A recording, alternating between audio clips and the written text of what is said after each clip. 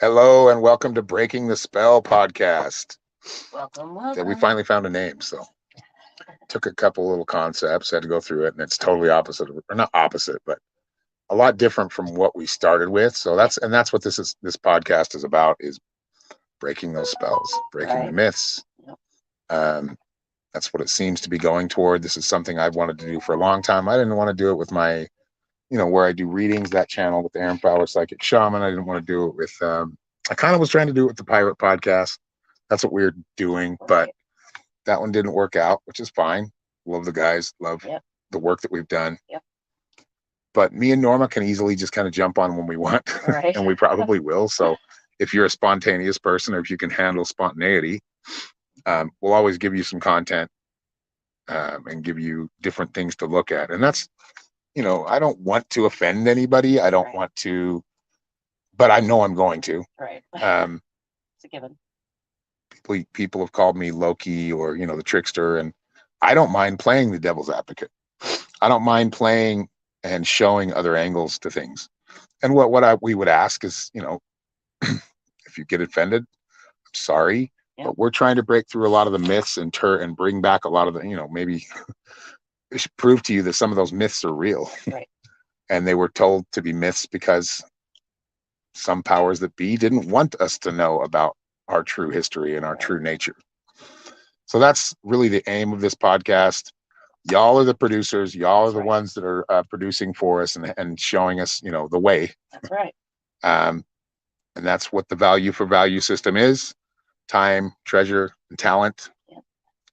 Time meaning the energy you give to the podcast, listening to it, how much time you put into it. If you do any research for us and send us anything, we'll talk about it. That's right. If it's in alignment with what we're Doing. where we're at right now, and we ask for that. That's right. Treasure meaning how much you treasure, how much you treasure the show, how much you value the show. We are going to be leaving a donation link in the description. It's also, let me see here, I'm going to pull this off. So linktr.ee/psychic shaman 333. That's where we're going to be taking donations. Maybe you can add it to and pin to on Facebook. But if you'd like to leave some, how much do you value it? How much do you value the show every time we go on? How much do you value what we're doing? And number 3, talent, which is, what we bring to you, what you bring to us. We're all in this together. We're all learning together. We're having discussions, and they're not going to be comfortable discussions sometimes. They're not, for some people, when we're trying to break through programming, or when we're breaking through programming, it can be very, people will fight it. It can be jarring for some people. Yeah. I believe it's Schopenhauer who quoted, first they'll fight you, or yeah, I'll have to look it up. I'm going to have to look that one up. Go ahead and add your, but anyway, what I'm saying is we are going to be run totally on the people power. Yep. It's not going to be ads. There's not going to be different things. We may sell some things like shirts and things, but there's no ads. We're not going to charge you to be part of this. We're not going to read We're not going to put it about, we're not going to read ads.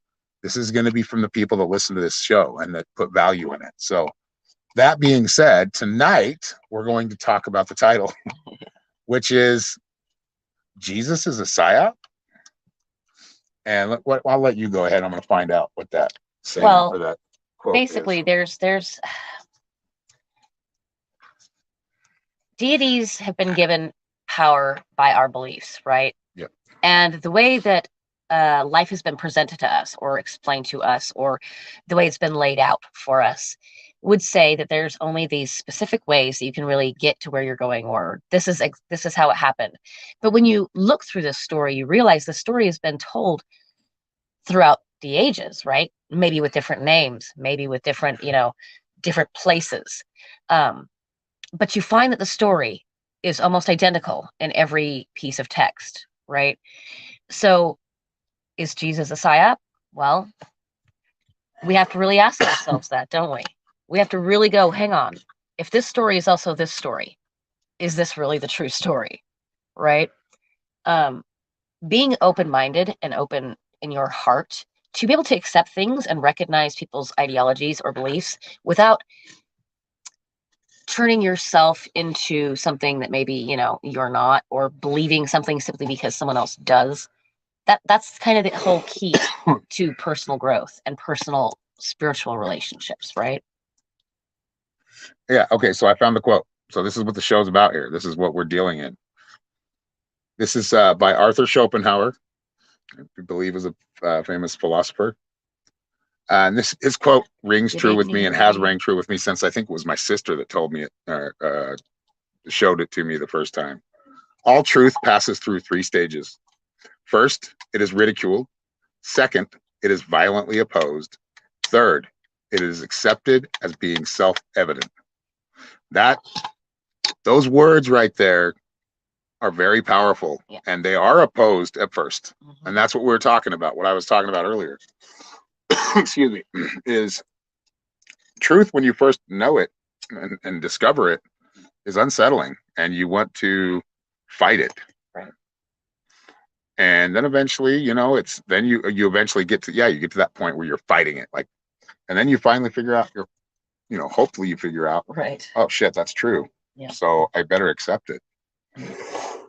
And the quicker you accept the truth, the quicker you're going to be able to move forward with your life without that piece of programming. And tonight just so happens to be the big religions, the Catholics, Judaism, Muslim, or that's not what it's called. Somebody help me out. I should know this. Islamic religion, and even Hinduism and all of them. Now, I will say with Hinduism and Eastern religions, a lot of the Eastern religions, they don't tend to. They do say that you have to do it this way, but it seems to be a lot softer. Like even in Hermetics is probably, I don't call that a religion. It's more of a way of knowledge. Yeah. So, and that's something I tend to follow, especially like Native American culture, Native American wisdom. That's another thing I follow. I don't subscribe to all of it because I have my own opinion about things, but those seem to be the ones in the theologies that I tend to kind of gravitate to. However, they're flawed as well. Yep. Anybody who states unequivocally that this is the truth, this is the way, this is the way it is, this is your God you need to follow, this is your deity you need to follow, that's what I call bullshit. Yeah. Basically, because really, I mean, when you are being told, no matter where it's coming from, maybe it's from the purest intent and really someone's actually telling you the truth, but when they're telling you you have to do it like this, because if you don't do it like this, you're never going to get to where you're going. Yeah. They're basically putting you in a box. They're limiting you. They're saying you can only do it if you do it the way I do. Because I'll tell you what, right now, those type of people that tell me that kind of shit, I don't want to. If you're going, where you're going is heaven, I don't want to go there. Right. Right. I don't want to go to that place because I'm going to have to deal with a bunch of judgmental, rigid assholes, and I'm just no. That's not where I want to be. And yes, self-discipline and self-control is very important in this world. That's not rigidity, though. Rigidity is self-discipline is doing something because you're training and you're going through. You're having to sacrifice. You're having to go through pain to get to where your ultimate goal is, and that's how life is. Yes. We're not going to live in a life, at least in this realm, where, and the higher realms, where we're not going to deal with challenge. We're not going to deal with adversity. I mean, you just don't escape that. Right. When we talk about the all, and that's more what I subscribe to or ascribe to, is the all is everything and the nothing. Yep. The good, the bad, the ugly, the indifferent. We said we're on the same page. But I think it's important that people start to really come to this conclusion, because you can get so sucked into something, even in like what I do, like the psychics and some people would call it new age. That gets annoying as shit sometimes. It does. The new age thing. And I know, like, when I give readings, I'm giving you the positive, but I'm also letting you know that, if you're not doing these things, you can, cause and effect of things in these areas, might screw you over. And I'm not saying that religious text and some of the lessons that they have don't have something to offer and aren't good, but like Jesus, Jesus was taught to turn the other cheek. Okay, now for me, an important lesson for me when I was growing up is being bullied and standing up to a bully. Yeah.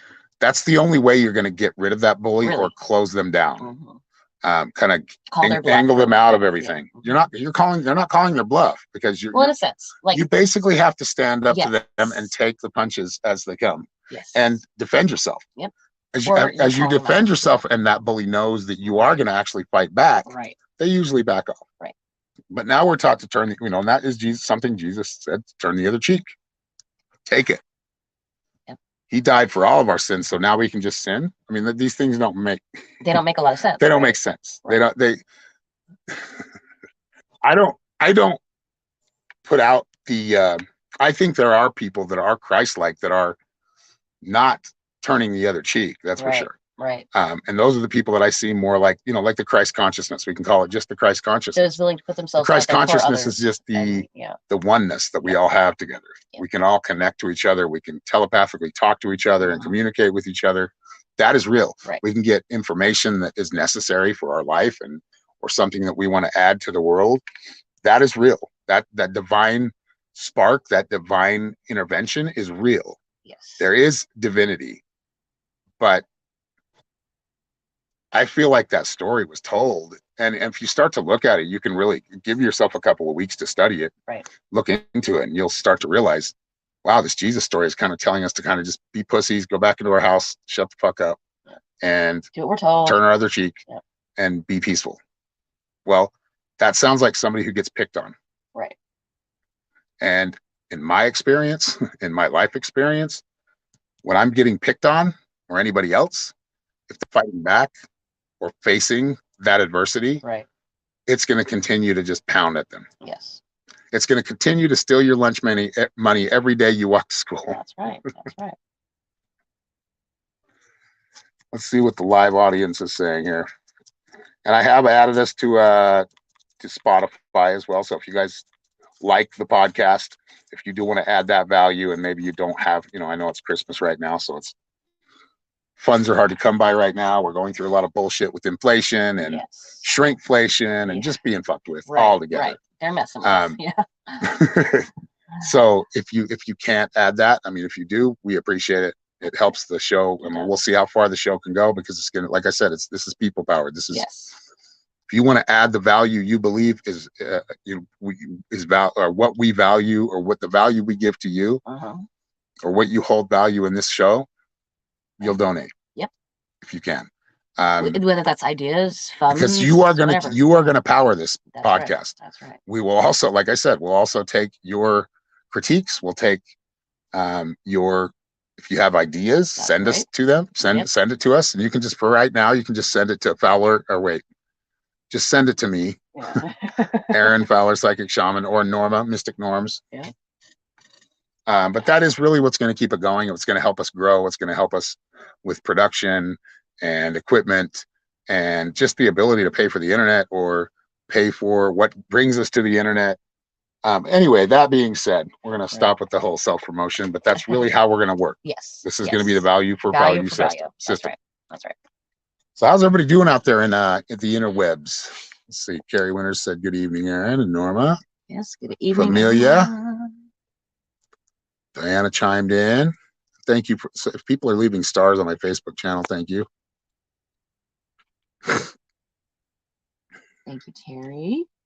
Yeah, they would not let her. Okay, this Diana Faniza says, my New York daughter, or I think she meant my daughter, was Catholic. She was found hung, and they would not let her be buried in a Catholic cemetery. Right. Which you got to know this now. Right. They don't deserve that. They don't deserve to have her buried there. There you go. Yeah. She deserves better. I mean, the Catholics are pretty dark. They get pretty really dark. are. If you think about it, and that's the thing, is we've just kind of grown up with this programming. Mm-hmm. And most of it comes from our family, what things that they've been taught. That's right. And indoctrinated into. Yep. And I was just kind of an anomaly. I think Norma was too. Like, we just kind of saw this as being like, why are we seeing all these people like walking in lockstep together to church or to whatever, and following this shit as doctrine? Like, that is not what life's about. And I figured that out at a very early age. And to this point, I've figured out how to And always known that I was going to be talking about these things when I was at a later age, even at a young age, knowing that I was going to be telling people or helping people kind of out of that matrix. Right. Yep. Because I mean, really, when you start to dig into your beliefs and why you believe them, especially when they are religious in like text, right? And you are following a certain ideology to a T, really digging into that religion, where it started, how it started, who was involved, what things are going on now, looking at the art that they're placing in their buildings, look at the buildings they're putting up, like how are they doing things, right? Looking at them systematically and really assessing for yourself, is this really like what I want to give to? Is this really what I want to subscribe to? Is this really what I need to have in my life? And we're definitely going to find our audience and our our producers. We call you the producers because that's what you are. You all are. Yep. The ones that choose to stick around and comment and add to and add value to and be part of it. That's really what we want to become. Like that's the system we want to work with eventually with everything in our life. So yeah, let's you want to read a couple comments, babe, or any ones that stand out to you? Maybe I'm noticing conditioning is magical life. Angela Burgess, just talking about things. Yep. And that's just it. I mean, when you really dig into the history of things, because here's the thing, a lot of people want you, especially these religions, want you to have blind faith. They want to tell you a story, make you feel really good with it, and just believe that and do what we say, because this is just the way it is. When if you were to really understand the nature of how it came to be that way, how this philosophy became what it is today that you're learning, you might go, oh my God, that's kind of gross. Holy shit. What? Why are we looking at this when this is what they're telling me? Oh my God, why is this art piece over here when that, I know I've seen this art piece over here in the satanic house. Why is it in my house of Jesus? Right? Really, because those came from the same thing. Yes. But really, I mean, like really digging into the history of your beliefs and believing then what you actually believe, and then like looking at it and going, is that really what was? Because there is a divinity, there is divinity, there is power, there is magic. And I think that's what a lot of these big religions, like they're like narrating it. It's kind of like the news does with any big story. That's they tell you part of the truth and then narrate around that, give you their narrative. So they soften, you know, all the darkness that's behind it. Right. You know, we've got two countries fighting right now that are right next to each other. And this country we're in is helping the one country try to fight the other country and basically bringing us, I don't think we're going to nuclear war, but bringing us to nuclear war. I mean, basically the people we're supporting right now are and I don't want to say the country, but I do want to say the government and the army. A lot of the faction of the army is they're true Nazis. Right? Like these are the things that we need to be careful of. Is following that mainstream narrative is very dangerous, especially in a wartime or when the powers that should not be want to get away with some fuckery. And when I say fuckery, I mean, you know, millions of people dead, millions of people starved, millions of people poisoned, tortured. And we just kind of, we don't have to deal with a lot of that stuff here in especially in, you know, the USA, but I'm seeing it slowly kind of going another way because of these, I'm not going to mention it, but how do I say this? Jabby jabs and the cookies and the fake ass, and all the fake ass pandemic. How about that? I'll use it that way. Well, I'm using y'all can use it. You all can use your imagination to figure it out. These are words people use to get away with it. So whether you're eating cookies or drinking some juice, those things that they're bringing out to us. And here's the thing, I am guilty of falling for some of them right up until my kids were up into their adults, before I really opened my eyes to go, oh my God, they used my own insecurities and my fear to convince me that poisoning my child with this shot was going to help them. Did you share this with the groups? I did. You shared it with the metaphysical mystics? Oh, I don't know if I did put it in that one. I told them I was going to share, so it's in there now. Sorry, guys, we're just anyway.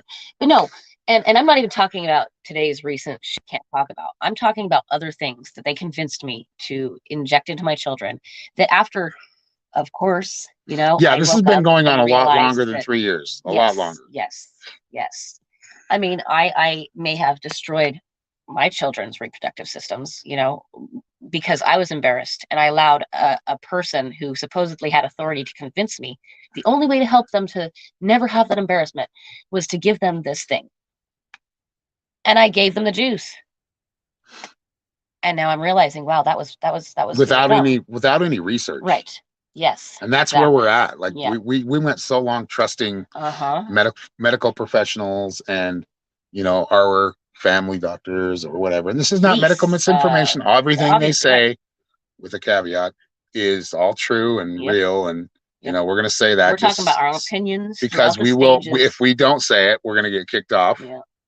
They won't let us say it. That's right. We've got 15 people watching right now or listening. Thank you. 16, please share this out. Everybody in here, make sure you hit that like button wherever you're at, YouTube or Twitch, or if you're on Twitch, follow us, subscribe to us. That's right. If you're finding us on Twitch, if you're on Facebook, make sure you hit that like, subscribe. The shows are going to be coming through on Aaron Fowler's Psychic Shaman for now. Yep. And then we're going to be filtering them all through a RSS feed, which is, you know, podcasts. Right. We haven't figured it. Right now we're on Spotify, but maybe we're figuring out that there might be something better than Spotify. Yeah. So for now, we're on Spotify. Mm-hmm. Make sure you check out that. It's called the BTS podcast. Yep. Breaking the Spell. So we're going to be going through a lot of these different things every week or every podcast, different topics. Right. Or maybe we'll bounce topics. And tonight we chose Jesus. I mean, what do you guys all think about Jesus? Angie Burgess says we need a new humanity where we put physicality in the backseat and be free the way we were supposed to be. I mean, yeah. See, now physicality is part of it, though. Yes. Like, I enjoy physicality, even though I get, like, you know, I get ailments. We all do. Yep. You're human. I think it's not. I think what I feel it is wanting too much, going after too much. It's more materialism and superficiality. Right. Is what we're kind of trained to be. Yes. If you look over the ages, they've taught us that we need things, we need stuff, and we got to go somewhere else to get it, right? Seldom, I mean, the home crafter or the homemaker, they're given some credit, right? And they have their own little spot in the world. But vastly, they want you to go to the grocery store. Vastly, they want you to go to the supermarket.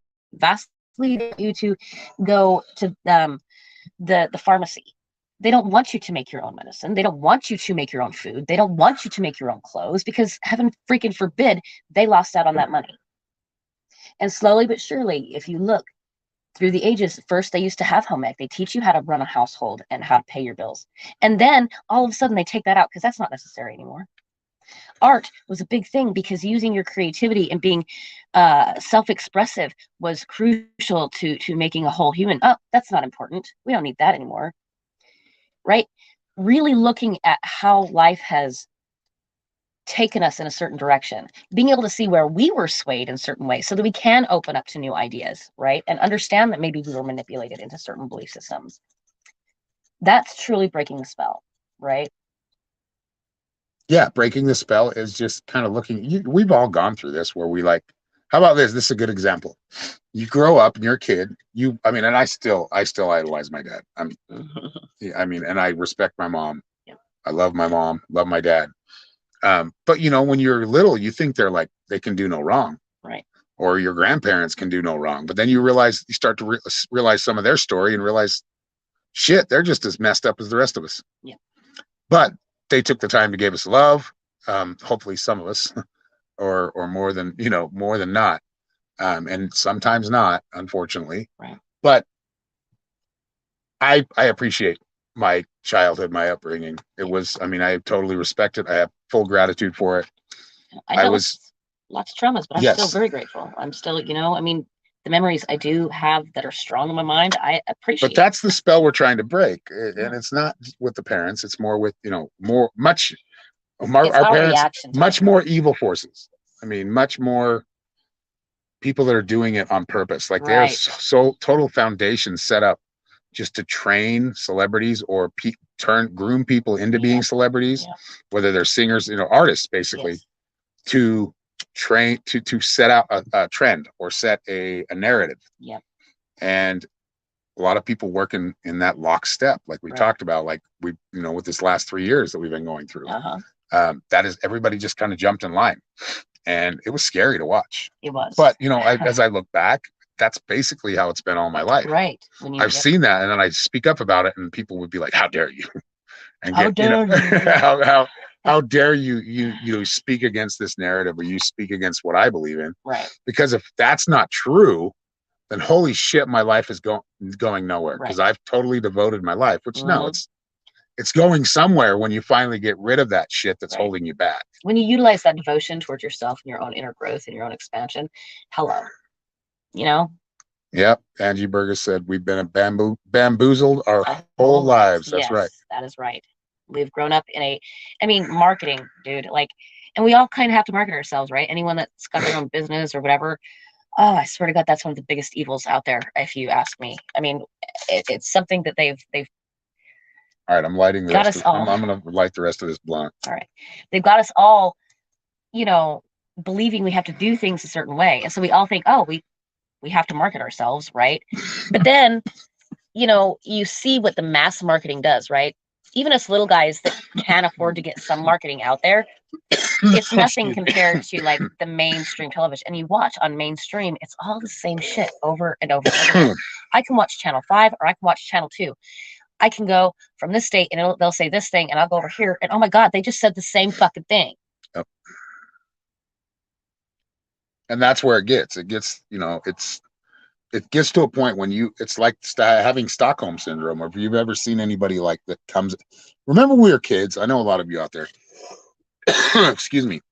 When we were kids, we'd watch stuff about like cults and people in cults, and like how hard they would fight for that cult and not want to leave. Their family was like, come on, you got to get out of here. You're being brainwashed. And they're just like, no, they will violently oppose it, because they want to be stuck in that place. And a lot of the times I think it's because people feel like they're being heard there, or they're being valued there. But that's kind of, you can relate that to a pimp valuing the prostitutes and giving them enough value to keep going, but not enough to think that they can go further and do it on their own. Right. Right. Teresa says, we need to start trading in our community. Everyone can produce something or trade, or there needs to be trainers to see strengths in others to help them produce something. No, I think the community-based system is going to be what we're going to need to be in. Yes. The decentralizing, the more fractaling out from the centralized system, from that Leviathan, from that, the beast. Right. And being less sufficient or less dependent on that beast. Right. The less and less, and that's why a lot of people are jumping out, buying land, selling their house, buying land, and building, their homesteads. Or going nomadic. And that's a big thing, and it's happening right now. I mean, we're doing it right now as we speak. Yep. We just bought 3 acres, and we're planning on, hopefully expanding those acres, and if not, buying acres somewhere else that will fit a lot, or we plan to expand, support basically a lot more people. Right. So like in a way having your little tribes, but knowing that one tribe can talk to another and trade with another, and be similar on the similar pages. And that's where I feel like we're going. It's going to be more rugged individualism. Right. That's why people moved to this country, other than, there's a lot of dark shit there too. Yeah. But that's why some people from England moved here, because they were willing to get a homestead and build a home in the middle of nowhere, in Indian country, which basically that's the dark part we're talking about, where they just came in and wiped them out. Right. And notice they did the same way there, systematically. They took out their food. But that's what what the Native Americans had. They already had that. They already had that decentralized system, yet when they all needed to come together, they did. Yes. They weren't forced to do that. And they were warring sometimes, but they did have a better system working. They looked out for everybody, but they didn't force anybody to do anything. It was basically, you just kind of did it because, it was how we kept things going. Right. Like I said, you look at that, even that most recent, serious, thing, and see how they systematically took them out. Right. First by like, of course they did some warring and they, would fight against certain tribes or whatever, but then you'd see that they'd go out and they'd go steal or plumage or whatever, and they dress as Indians so that they could blame them, right? So they started to make it feel like, convincing the citizens that it's the natives, they're all against you, they're the ones doing this. Oh, look at this, look what they've done now. Slowly but surely, building hate against them. It's the same as every other race problem we've ever had. They build hate. They speak it out in mass. They convince you of things that are not real. And yeah, I did think it. Okay. Or pin it. Go ahead. Sorry. Anyway, but no, if we can really truly pay attention to our history, we don't have to fall back into the same bullshit that they're trying to get us to do again. That's right. And we have been here before, all of us as souls. Everybody here listening, you've all been here. We've all repeated this over and over again, whether it was in this earth or in this world or another.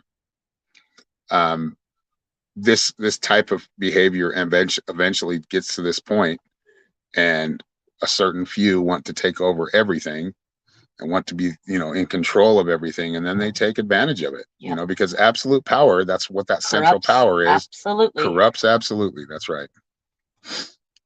There's like no way out of it, right? Like you have that much power and control. What are you going to do with that?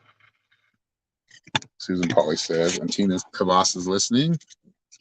Hello, Tina. Hello, Marlene. Teresa and everybody. When you think about it, all the generations before us have been totally brainwashed. Television was invented to program us. Yep. That's right. That's why they call it programming. That's it. And it's so hard, like for some people to even fathom that. Yep. Like I can make an example there, like people that have taken a jab or two, whatever. They drank the juice. They drank the juice. Now they're going to defend that because they've already got it in them. Yep. And it's sad because there are a lot of people, there are a lot of people out there that are fearful now are suffering or fearful or both. Yeah. Because of the last 3 years of shenanigans. Yeah. And yes, I think about it with me, like my dad, he's like very patriotic, and I've got to the point where I'm like, I don't even want to hear that word anymore. Right. That word has brought death, and it's brought stupidity and naivety and ignorance. Stick up for the people around you. It doesn't matter where you live in the world. Your community. Right. Flags don't mean shit. That's right. Other than if you want to show, okay, this is my clan, that's cool. Yeah. But don't start bringing your clan and throwing it everywhere. Your flag shouldn't just be draped over everything, because this is your flag and you want to grow your flag, so you're going to go take over somebody else's flag. It's just flag games. It's like flag football. It's a very dangerous, like, childhood game that is ran childishly. Right. But yeah, they've convinced us through yes, the generations, the medicines. Yep. Yes, the medicines. Yep. Yes, they've convinced us through the. And you see that now that they've done that. Like anybody that, like me, that talks, or anybody that actually is a real expert on natural medicine, they'll get shut down. They'll get blocked. They'll get censored because But most of what we're taking is coming from the people that are making money on oil. Yes, that's those medicines are made from petroleum. That's right. That's how they encase them. Yep.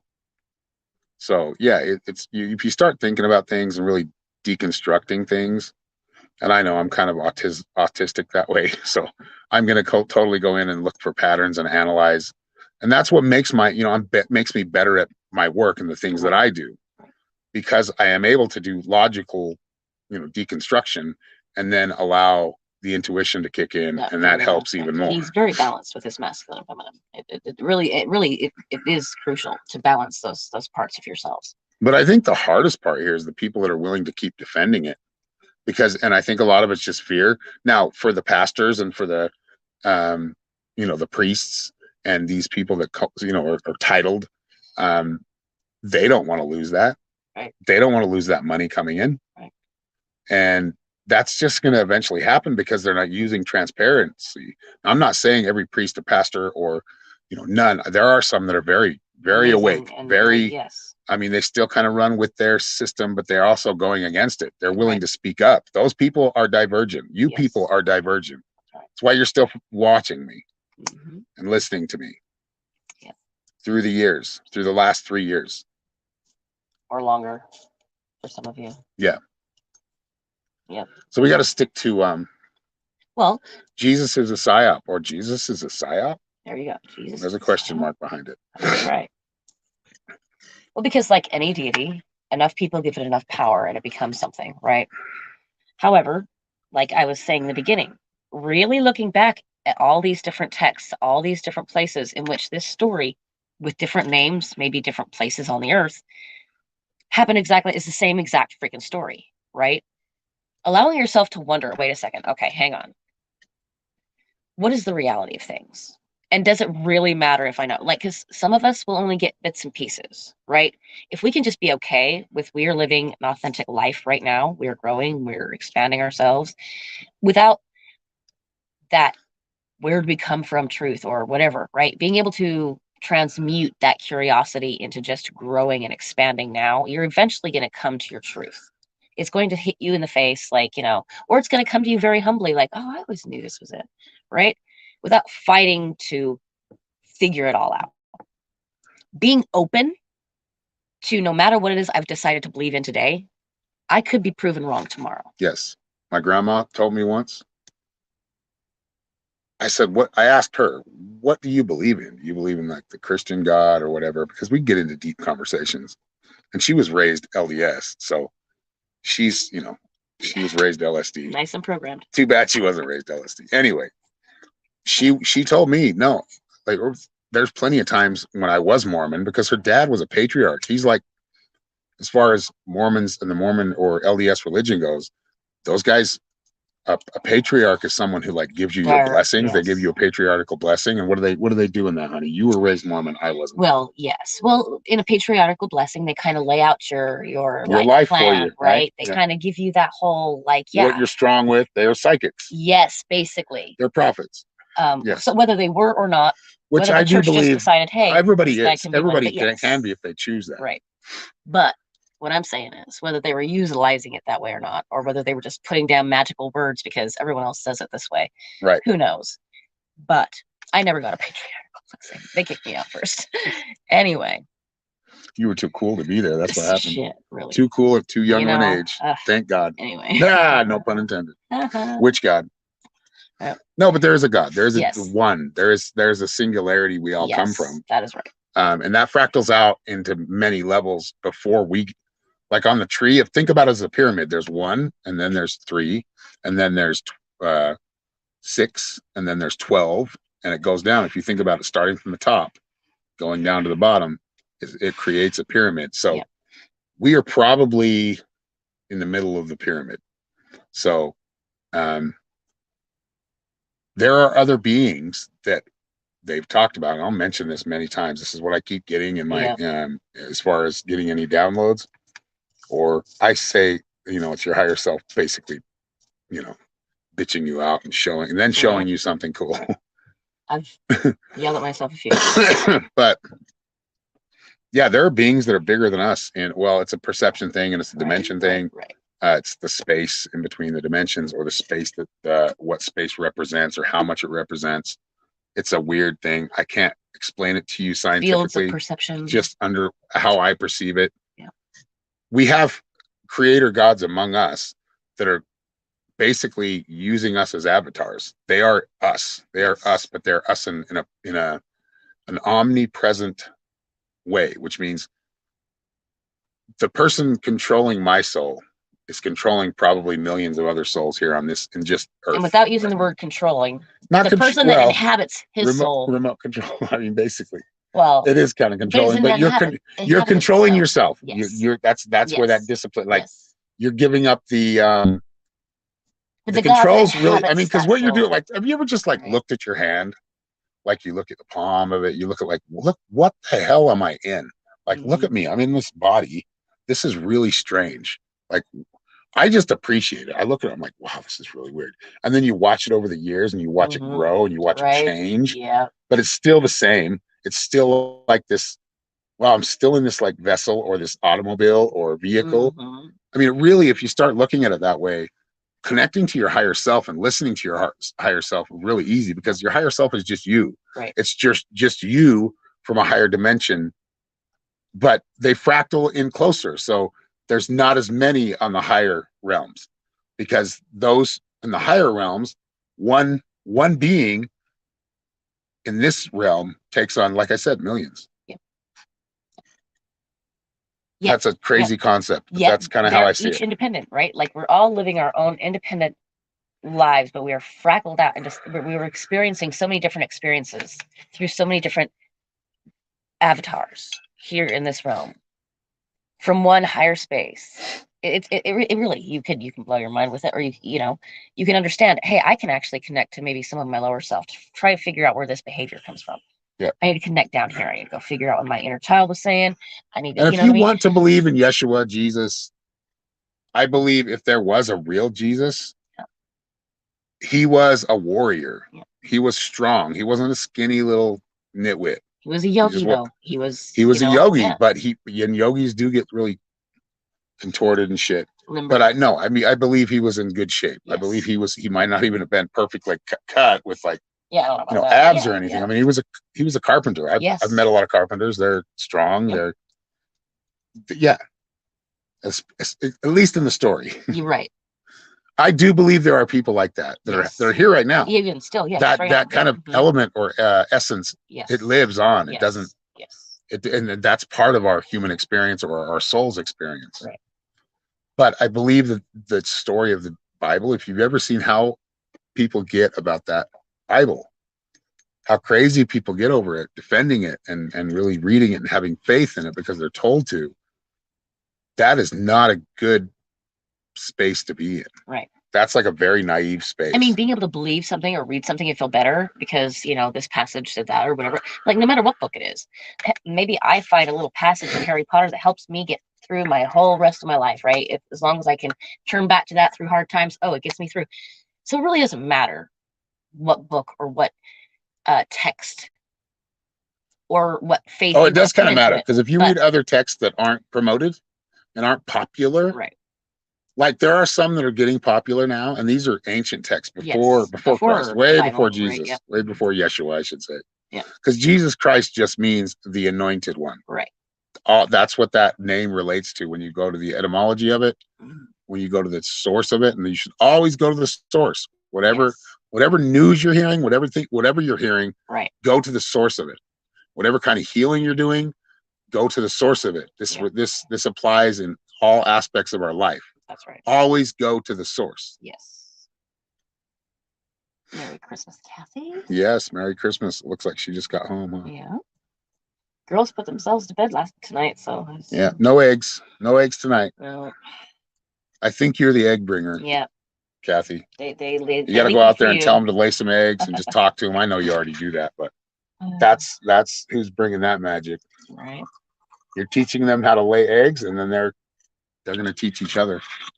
They're huge now. Whoa. We saw them as chicks, and we've seen them grow to like. Yeah. I went out there today because that coyote was right. I was fearful in the vicinity, and Norma spotted it. I think it was a girl because I wanted to say her. Yeah, probably. She looked scared though. She didn't look like she was hunting. She looked like she was trying to get away. Like she was getting somewhere. Yeah, right. But it still scared me because like she was late to getting somewhere for some reason. She might have been eating a late meal. Who knows? All I know is it was like morning time, it was like daytime, and it was the little dog that spotted it, and I was like, oh my god. That's right, Kathy, you're the rooster. Yep, you are. Now you just got to show your cock. Right. Oh, we're gonna make small. That was funny. No, we don't. We got packed. Yeah. But yeah, I think they laid them for you. Yeah, I was hoping, but no, they didn't leave me anything. And then when I saw them kind of getting up there and laying down, I'm like, yeah, but it's like right before bedtime. How much you want to bet they're just going to bed early? Yeah. And yeah. So how's everybody doing out there? Hope you're sharing because we got 10 people in here. Let's get some more in here.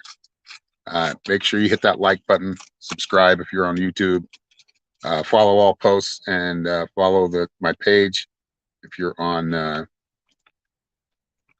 Facebook, and then those on Twitch. I don't even know how to use Twitch. I'm just going live on there. So whatever you need to do or whatever you have to do to like show some support, show some love. Yeah. We have a link in the chat. Is that still there? Is it still pinned? It's supposed to be. It says it is, but it says. Okay, so you guys see the pin link. That's if you want to, like I said, this is a value for value show. So whatever let me redo it. Whatever value you hold in this show, please throw us down a little bit of change.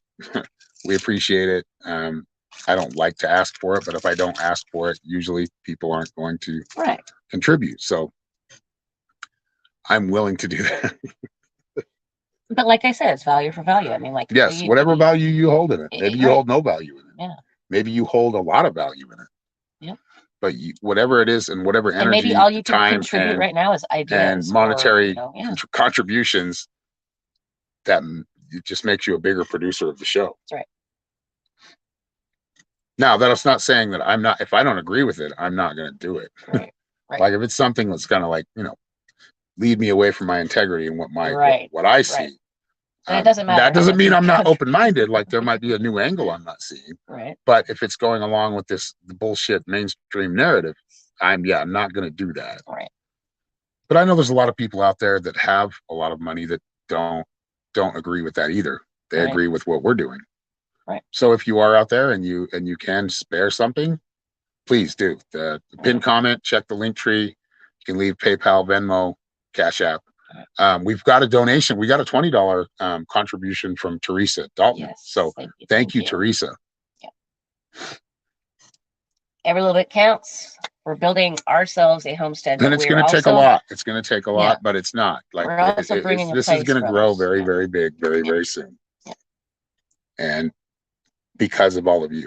And I'm going to do better about having paperwork in front of me. So, my brain farts don't get in the way as much. No, we're just talking, babe. But yeah, you don't need paper unless you have something prepared, like show and tell. Then that's a different story. Talking about certain things, I'd like to be able to have certain I know you would, but we're talking about experience and things you've already taken in already. You have plenty of that you've already learned that you can talk about. Right. You don't need a notebook. Okay, well, tell that. It's really bothering you, just like when your phone's not with you. She's so weird. Holy shit. I'm Leo rising. We're a bit perfectionist. Okay. She's more of an anxious person than I am, for sure. Yeah. Like for sure. She tries to play it off like she's not. And she helps me with my anxiety. It's probably because she knows anxiety better because she's more anxious than I am about these little weird things. Like those are those blocks though. Like, oh, I have to do it this way, or it's not going to work. Right. No, that's not true ever. Right. If anybody definitively tells you that this is the way it has to definitively happen, it's probably a lot of bullshit. Right. Now, here's the thing. Someone might say, here's the best way I have found, and it's been tried and true for whatever, right? And that can stand to be truth no matter what. But, right? It's not the only way to tie a knot. Right? That was pretty good. That was a new one. Because there's many ways to tie knots. That's right. Many. That's what I was saying. Like I'm learning knot tying right now because I think that's important, especially homesteading, being a fucking farmer, and I mean, I'm just going to be a wanderer and on my own land. Hopefully, we can buy more land so we can allow other people. So. Right. And there are still people that are going to be able to, when it comes down to it, the biggest contributors that want to be part of that, there's going to be a chosen few that are going to be able to live on that land for free and help build. That's all we ask. Yep. But the biggest contributors are going to be able to contribute the most to humanity, and this is important coming to their experience, to our in the coming months, to the whole in the coming years, right? For our children, for our grandchildren, for our grandchildren's children, right? We're creating something because that's how long it takes, and we are at the front lines right now. Everybody that's here right now listening. You are all on the front lines of a big events that are happening. A wanderer on this land. That's right. Kind of like Roger. I hope he's listening, that fucker. I don't want to listen to you guys. Too cool to listen to you guys. Even though you do make sense. Damn it. I'm just giving you shit, just teasing. So we're going to open. Who wants to come on and talk about things like the topics we're talking about? Certain questions, or like if you have some things to add, or maybe questions about something, I'm going to drop the link in the chat, and hopefully some other people come on. Let's see here. Copied. All right, now we go to. Kathy said. Roger said me. Me. Yeah. So I said, little fucker. All right, hold on. But that's family right there. Yeah. Just, to I can do that with family. give an example of synchronicities and I'm like allowed. understanding, All significance. right, the link has been dropped. In coincidences, because there really are none. My mother's name is Kathy, spelled a little bit differently. It's with a C, not a K. And my dad's name was Roger. You gotta talk to this phone bit, not that one. Right. So, well, because I'm reading over here, sorry. All right. So is it, really understanding those synchronicities in your life and not chopping them down to coincidences, being able to understand the significance, even if it seems small to you. Really being able to understand your life, why you ran into this person that has left a mark on you. Why, you know what I mean? Like really being able to give your life meaning in all its minuscule aspects is truly what the meaning of life is. That's why you got to be in your physical body. So you got to live this physical life, right? And be aware of that spiritual aspect in everything that's happening. Be aware of the web you're walking, right? Weaving, yeah. I said walking. Weaving sounds cooler though. But yes. Think about it, because you are weaving a web as you're manifesting your life. That's right.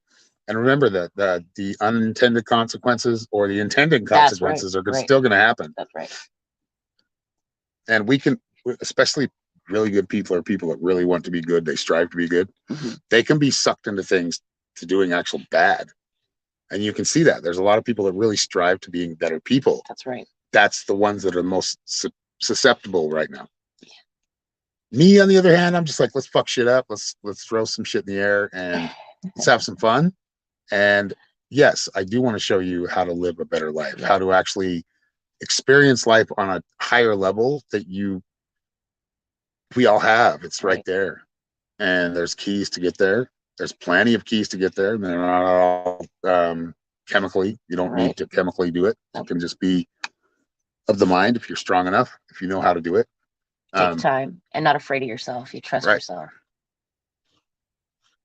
But that's ultimately what I'm here to do. And I'm not the end all be all. There's plenty of others out there that are sharing wisdom that needs to be shared, that are doing the same thing. And I appreciate them, and much support to all of those that are willing to go on a screen or go on an audio or go on a live and talk about those things. There's plenty of them I could mention. I mean, Emmy's the first one. What's Emmy, what's her page's name? It is Emmy Evolving. Emmy Evolving, Angela, Heavenly Sent. She does a good job. My daughter, when she's willing to go on, she's very psychic. Indigo Goddess. She's very young and naive, but she's very like, she'll give you some things. Like, she's always right about what she does. If you ask her something, as far as her prophecies, those are clean. No doubt in those.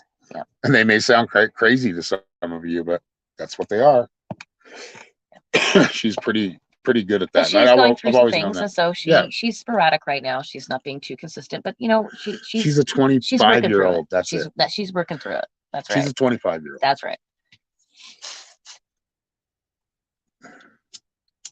So let's see here. Angie Burgess says, if you transcend the physical world, you can create new stuff, because we are the universe and the universe is us. But the physical is part of the universe. That's right. You understand that, right, Angie? Like, without the physical, the magic doesn't happen as good as it does. Right. Then how's your physical? Because if you were always in spirit, think how boring that would get. Like, when you always can just go wherever you want. And we can do this as humans, but that's the whole fun of it here. And the dichotomy is we're getting inundated with so much negativity. And no, you got to stay logical. You got to be right here. This is the word. That's what makes it the most challenging, and that's why we're here. Another reason we're here. Right. There's many reasons we're here. It's not just so simply, there's a lot of cause and effect going on here. Yes. I mean, basically all of it is cause and effect. There's an effect for every. And there's many nuance. There's much nuance to everything. That's right. And to life. There's no one answer to life. There's no one key phrase that can be said. And that's why I was saying earlier that it's getting really annoying in the New Age community. Like, yeah, man, they always got some like perfect thing to say, but they don't actually have anything to say. It's like something somebody else has said. And I do that, but I try to do it in the right timing. Right.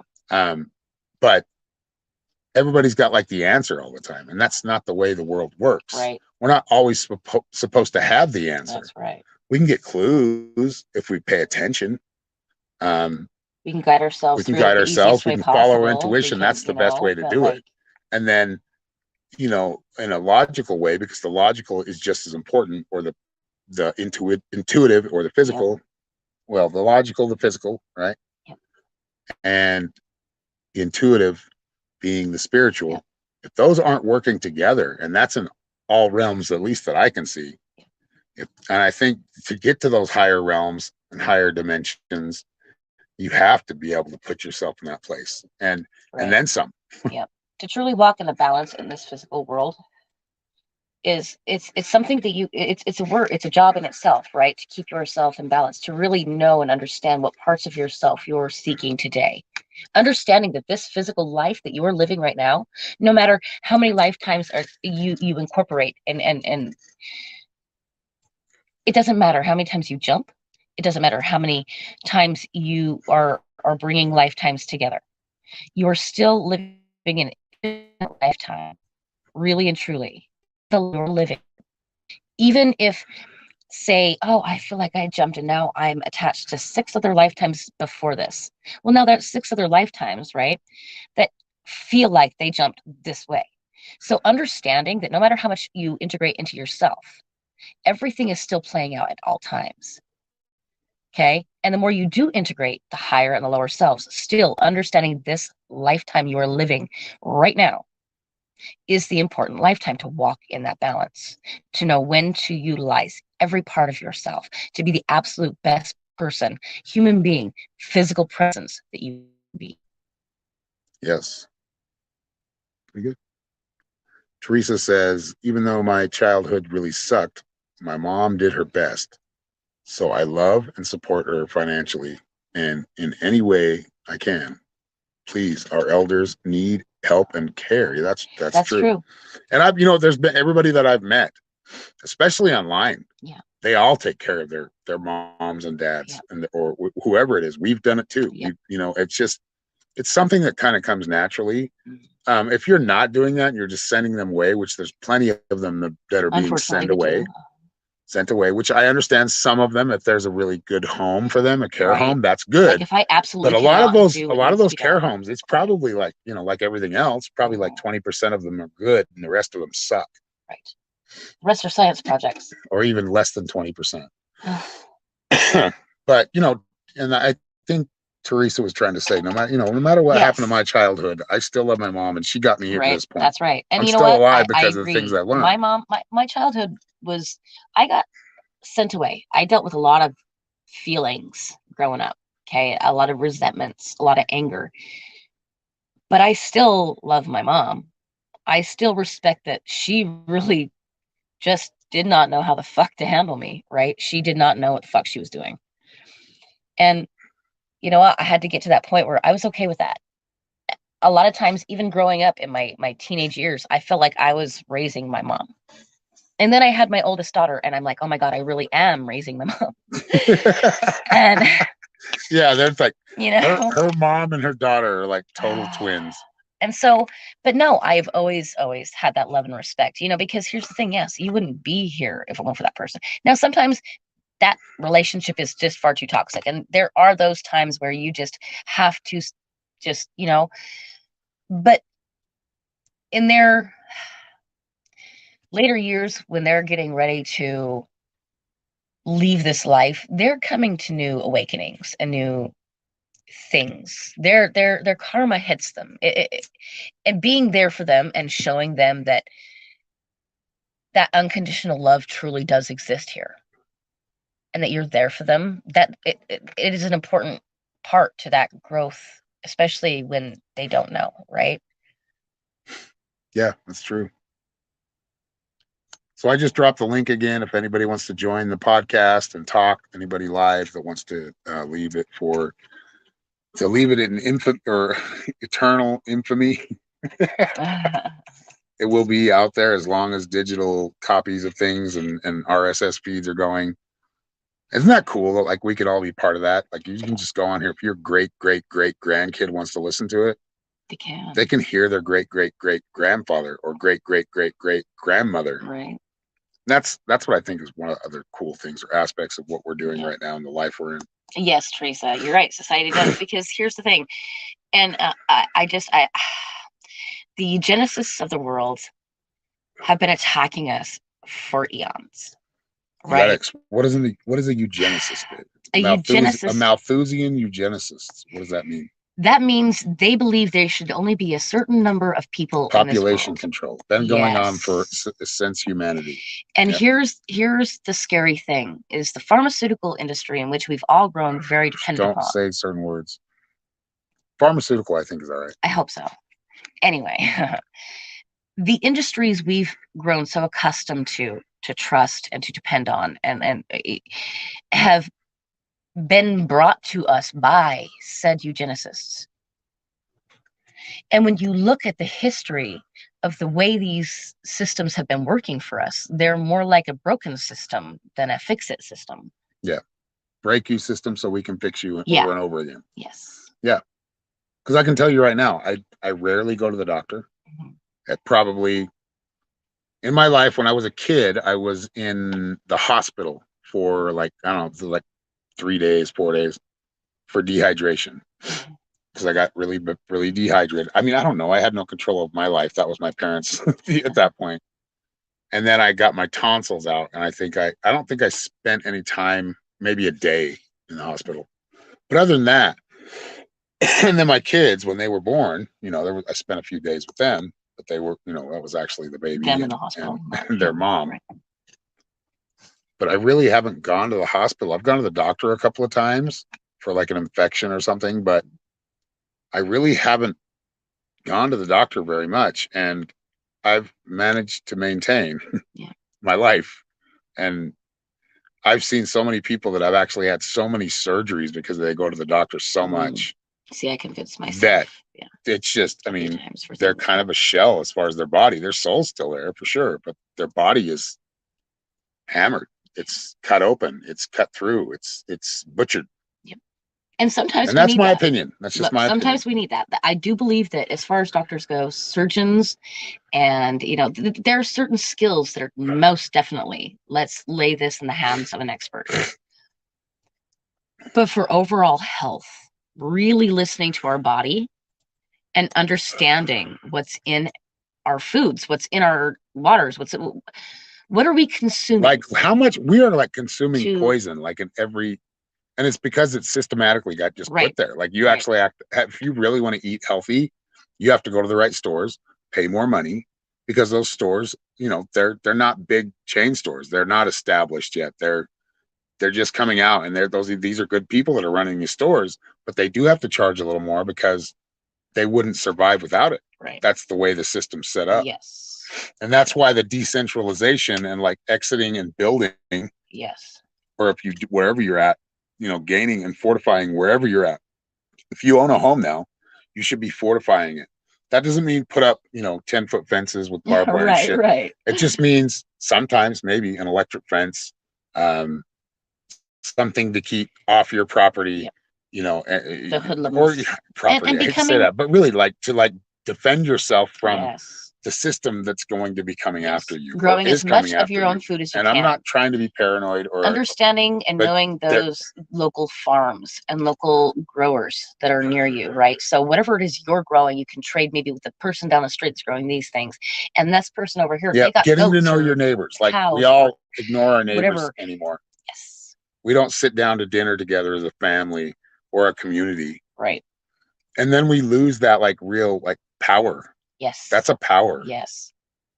We can actually, only a few people, 8 people can change things in the world, in the universe, exponentially, if they're all focused on the same goal and bring whatever they have to the table.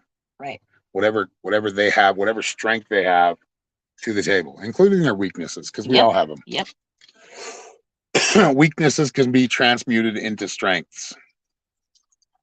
Yep. Well, knowing how to work with that weakness.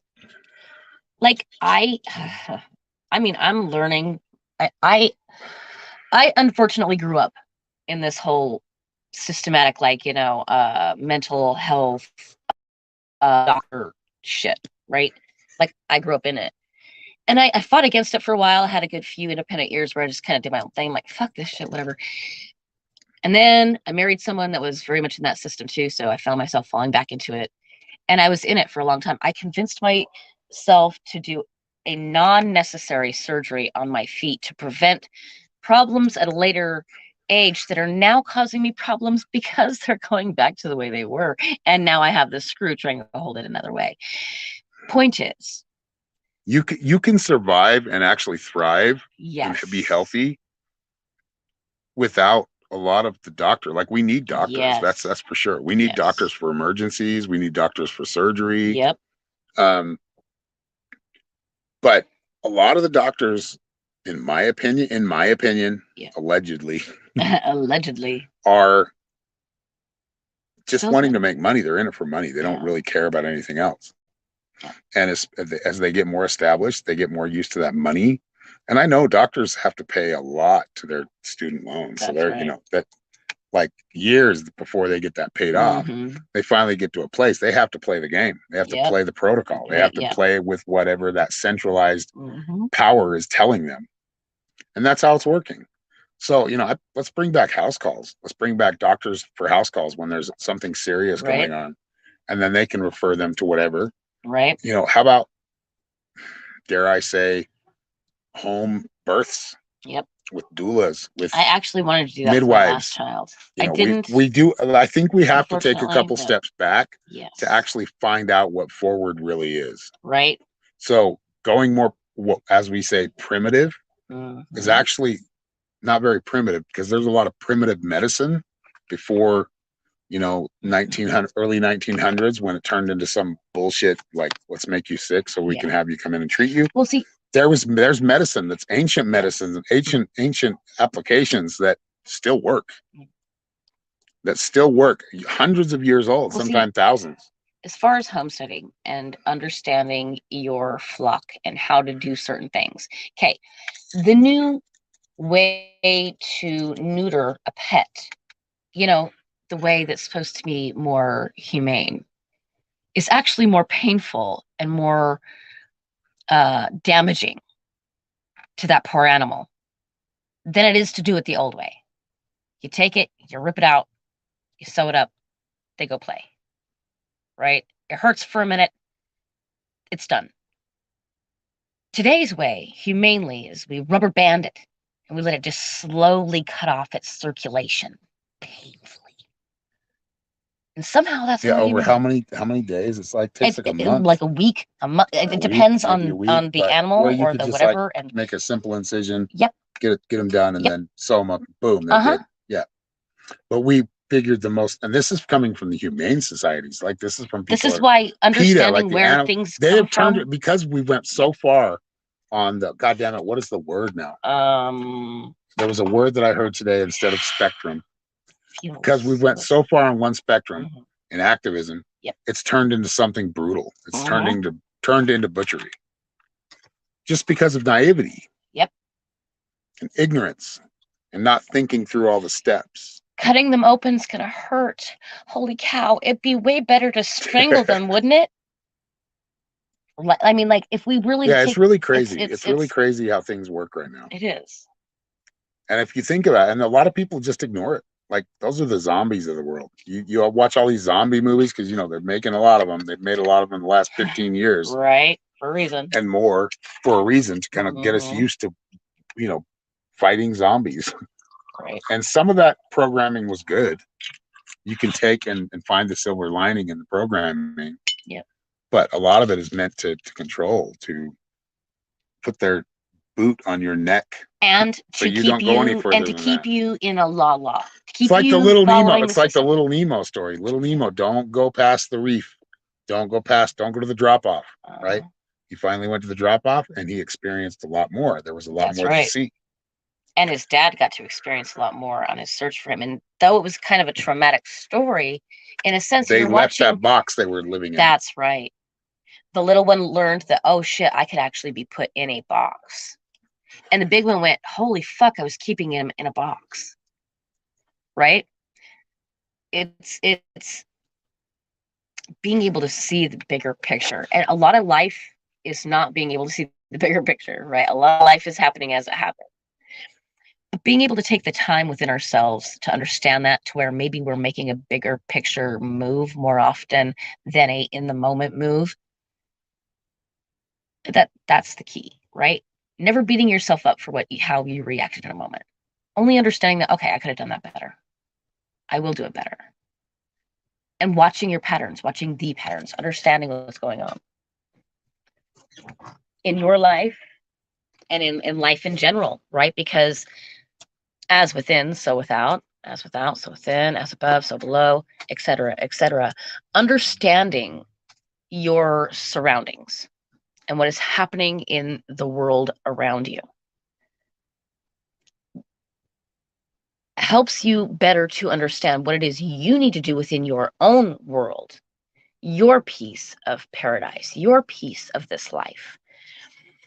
And so long as you are doing your piece and you're open and you're receptive, you're going to find everything and have everything you need, right? Because you understand what's happening out there and you're working against it. You're going, okay, they want to take down our factories and stop producing food. I'm going to grow my own, right?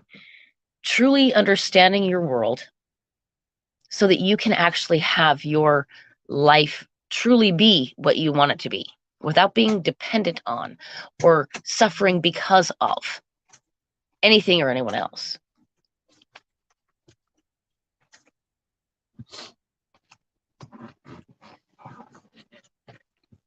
So having and understanding the world really, it really is important to really truly take a good deep dive into those aspects of things that maybe take you to a lower vibe. But you do that in a balance, right? You do it in an understanding that, you know what, all I got to do is just breathe, accept, and release. And there I am up in the higher places. Understanding that we are everything. We are the higher, we are the lower, we are all of it right now in this physicality, amongst many other physical beings and other beings out there that we're experiencing right now. We can tap into every bit of it. The point is walking in the balance. Some people will call it the straight path or the narrow path or whatever, and it is. It's hard. It's hard to keep that balance. The Ronin samurai. That's like right. Teresa knows. No, you know what the Ronin is, right, Teresa? Hello, Nancy. Teresa Dalton, are you still here?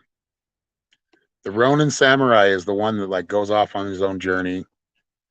He leaves the wolf pack. He leaves the samurai. He's out on his own. He's learning. He's experiencing. The vision quest. Yes. We need those. Yes.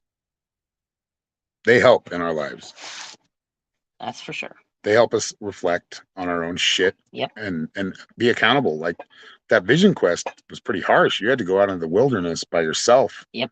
And make use of whatever you could from what you had. Yep. And what was around you to survive. That's and as you were surviving, you're gaining wisdom, knowledge, yes, experience. So what do you think about the Ronin samurai, Teresa?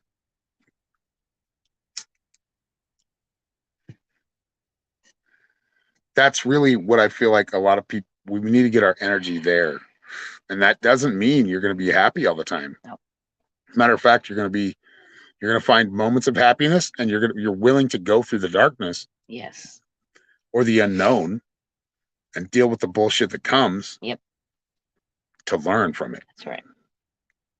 My idea of raising children, still have children resenting me or upset with me for this, that, or the other, right? And I can look back on it and go, wow, I probably could have done that way better. But as the young me, I really thought, hey, okay, here's the best way I know how to do this. We're all going to get it, right? No, there's cause and effect to everything. No matter how good our intentions are. And everything is an illusion, like Teresa or Nancy said. Everything is an illusion until it's not. That's right. Let's go further than just everything is an illusion. It is a perception. It is how we intake things, how we process things, how we experience them, how we exert them, right? How are we putting it out into That's an easy, like face value answer. or term, Yes. but go deeper. You're an artist. You know how to go deep. You're living Go your deeper illusion, than what right? you know, and that's what a You're bringing shaman is. yourself That's what, into or a these. Yeah. medicine man, or a brujo. Mystic. They are willing to keep going through and breaking through what's already been discovered and seeing more. True explorers. A shaman is a true explorer, and then Yeah. utilizes whatever knowledge they have Yeah. to bring back to the community, to the people, And so here's the to the thing souls. that I'd like to say. Just because so earlier we were really talking about, oh my God, there's no one way. Now, there are certain skills, like I said, there are certain expertises you want to have out there. You want certain people being willing to do certain things, surgeons, whatever, etc. Bakers. Like sometimes. Well, I think it's all about matching up. Like that's what that tribe thing Yes. is it's about who matches up. Like in this scenario, that's a tribe, right? The people that like are like-minded in that tribe, and it gets really refined. Right. Who matches up there and who can work together well. Right. That's the ones that the tribes that survive. Right. And not look at the tribe next to them and say, well, that tribe's not doing exactly what we're doing. Right. So we can't agree with them or we can't be friends with them. Right. Bullshit. Right. As long as they're not killing, they're not stealing, they're not hurting other people. Right. Yes, we can. Right. And they're adding something different or a different dimension well, to what you get to look at their focus thing on. and you get to say, we learn our mastery in our tribe. That's right. Our tribe has a certain mastery, but we have to have compassion and love and respect for other tribes that are doing different things that we don't understand. Right. Because maybe they know something that we don't. Maybe we think we got it all figured out, but over here in this one little area that we weren't thinking about so much, oh my God, they could have made it 10 times easier. Look what they're doing over there. Yep. Holy shit. You know what I mean? Really understanding that there are those certain skills where, yes, doing it a certain way is masterful and skillful. You want it to be done basically that way. But knowing that within that, there are always these exceptions. There are always these faux pas. I like to call them faux pas. Not fupa. Like a fupa, I think is like a different. That's like a sexual term for a vagina. Oh. What does a fupa mean? What does a fupa mean? A faux pas. It really is.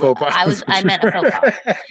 Anyway, the point is understanding there's always going to be kind of nuances, and a lot of people want to call those coincidences. They're not coincidences. But there are always those like exceptions to the rule, right? Like you can live your life because you can see this pattern. This is the pattern it's been. I know this is the way it's going. And then all of a sudden, the pattern's broken, right? Hang on. Wait a second. It didn't work out that way this time. Huh? Right? So there's always that exception to the rule. There's always that room for ideology. Understanding the cycle for what it is, and then knowing that at any time you can break that cycle simply by changing one little thing, one little idea, one little aspect of what you're doing. Whether that's letting go of something or adding something or being aware of something. At any time, you can break that cycle.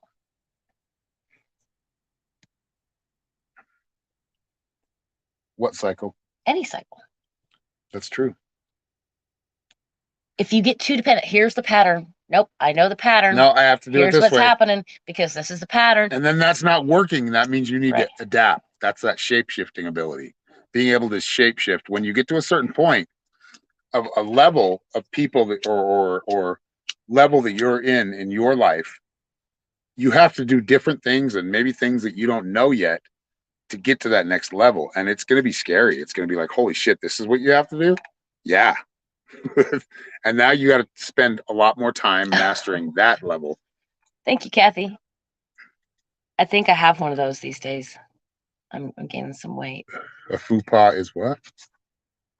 Is that extra hammock that hangs? I get it now, I think. Anyway. A fupa. There's always... Is it like a fanny pack? It's like a little that shit's gay as hell. poofiness. Then they used to call that a pooch or a pouch. Yeah, they called it many things. It used to be called a pouch in my era. Anyway, the point is, there are always those exceptions to the rule. The reason that is there is because nothing always happens exactly the same way twice. You can handle some. Human skin. Gross. Okay. Okay, maybe Okay, not. enough out of Anyway, you. point Shit, is, just kidding. no, you But asked for it, baby. no, I like it. Careful No, what you I ask think for. it's Anyway. great. I'm not offended. Don't worry. How dare you? How dare you? Anyway, the point is understanding that though, that look, because my brain works in a funky way, and I don't want to put any reasoning on it. I just want to.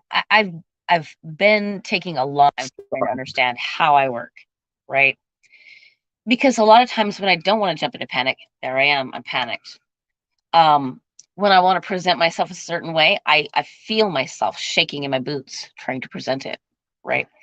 It's Shaking in your boots. Oh yeah, you do have boots, don't you? I do. Yeah. Anyway, it's a figure of speech, but literal for me and at times, right?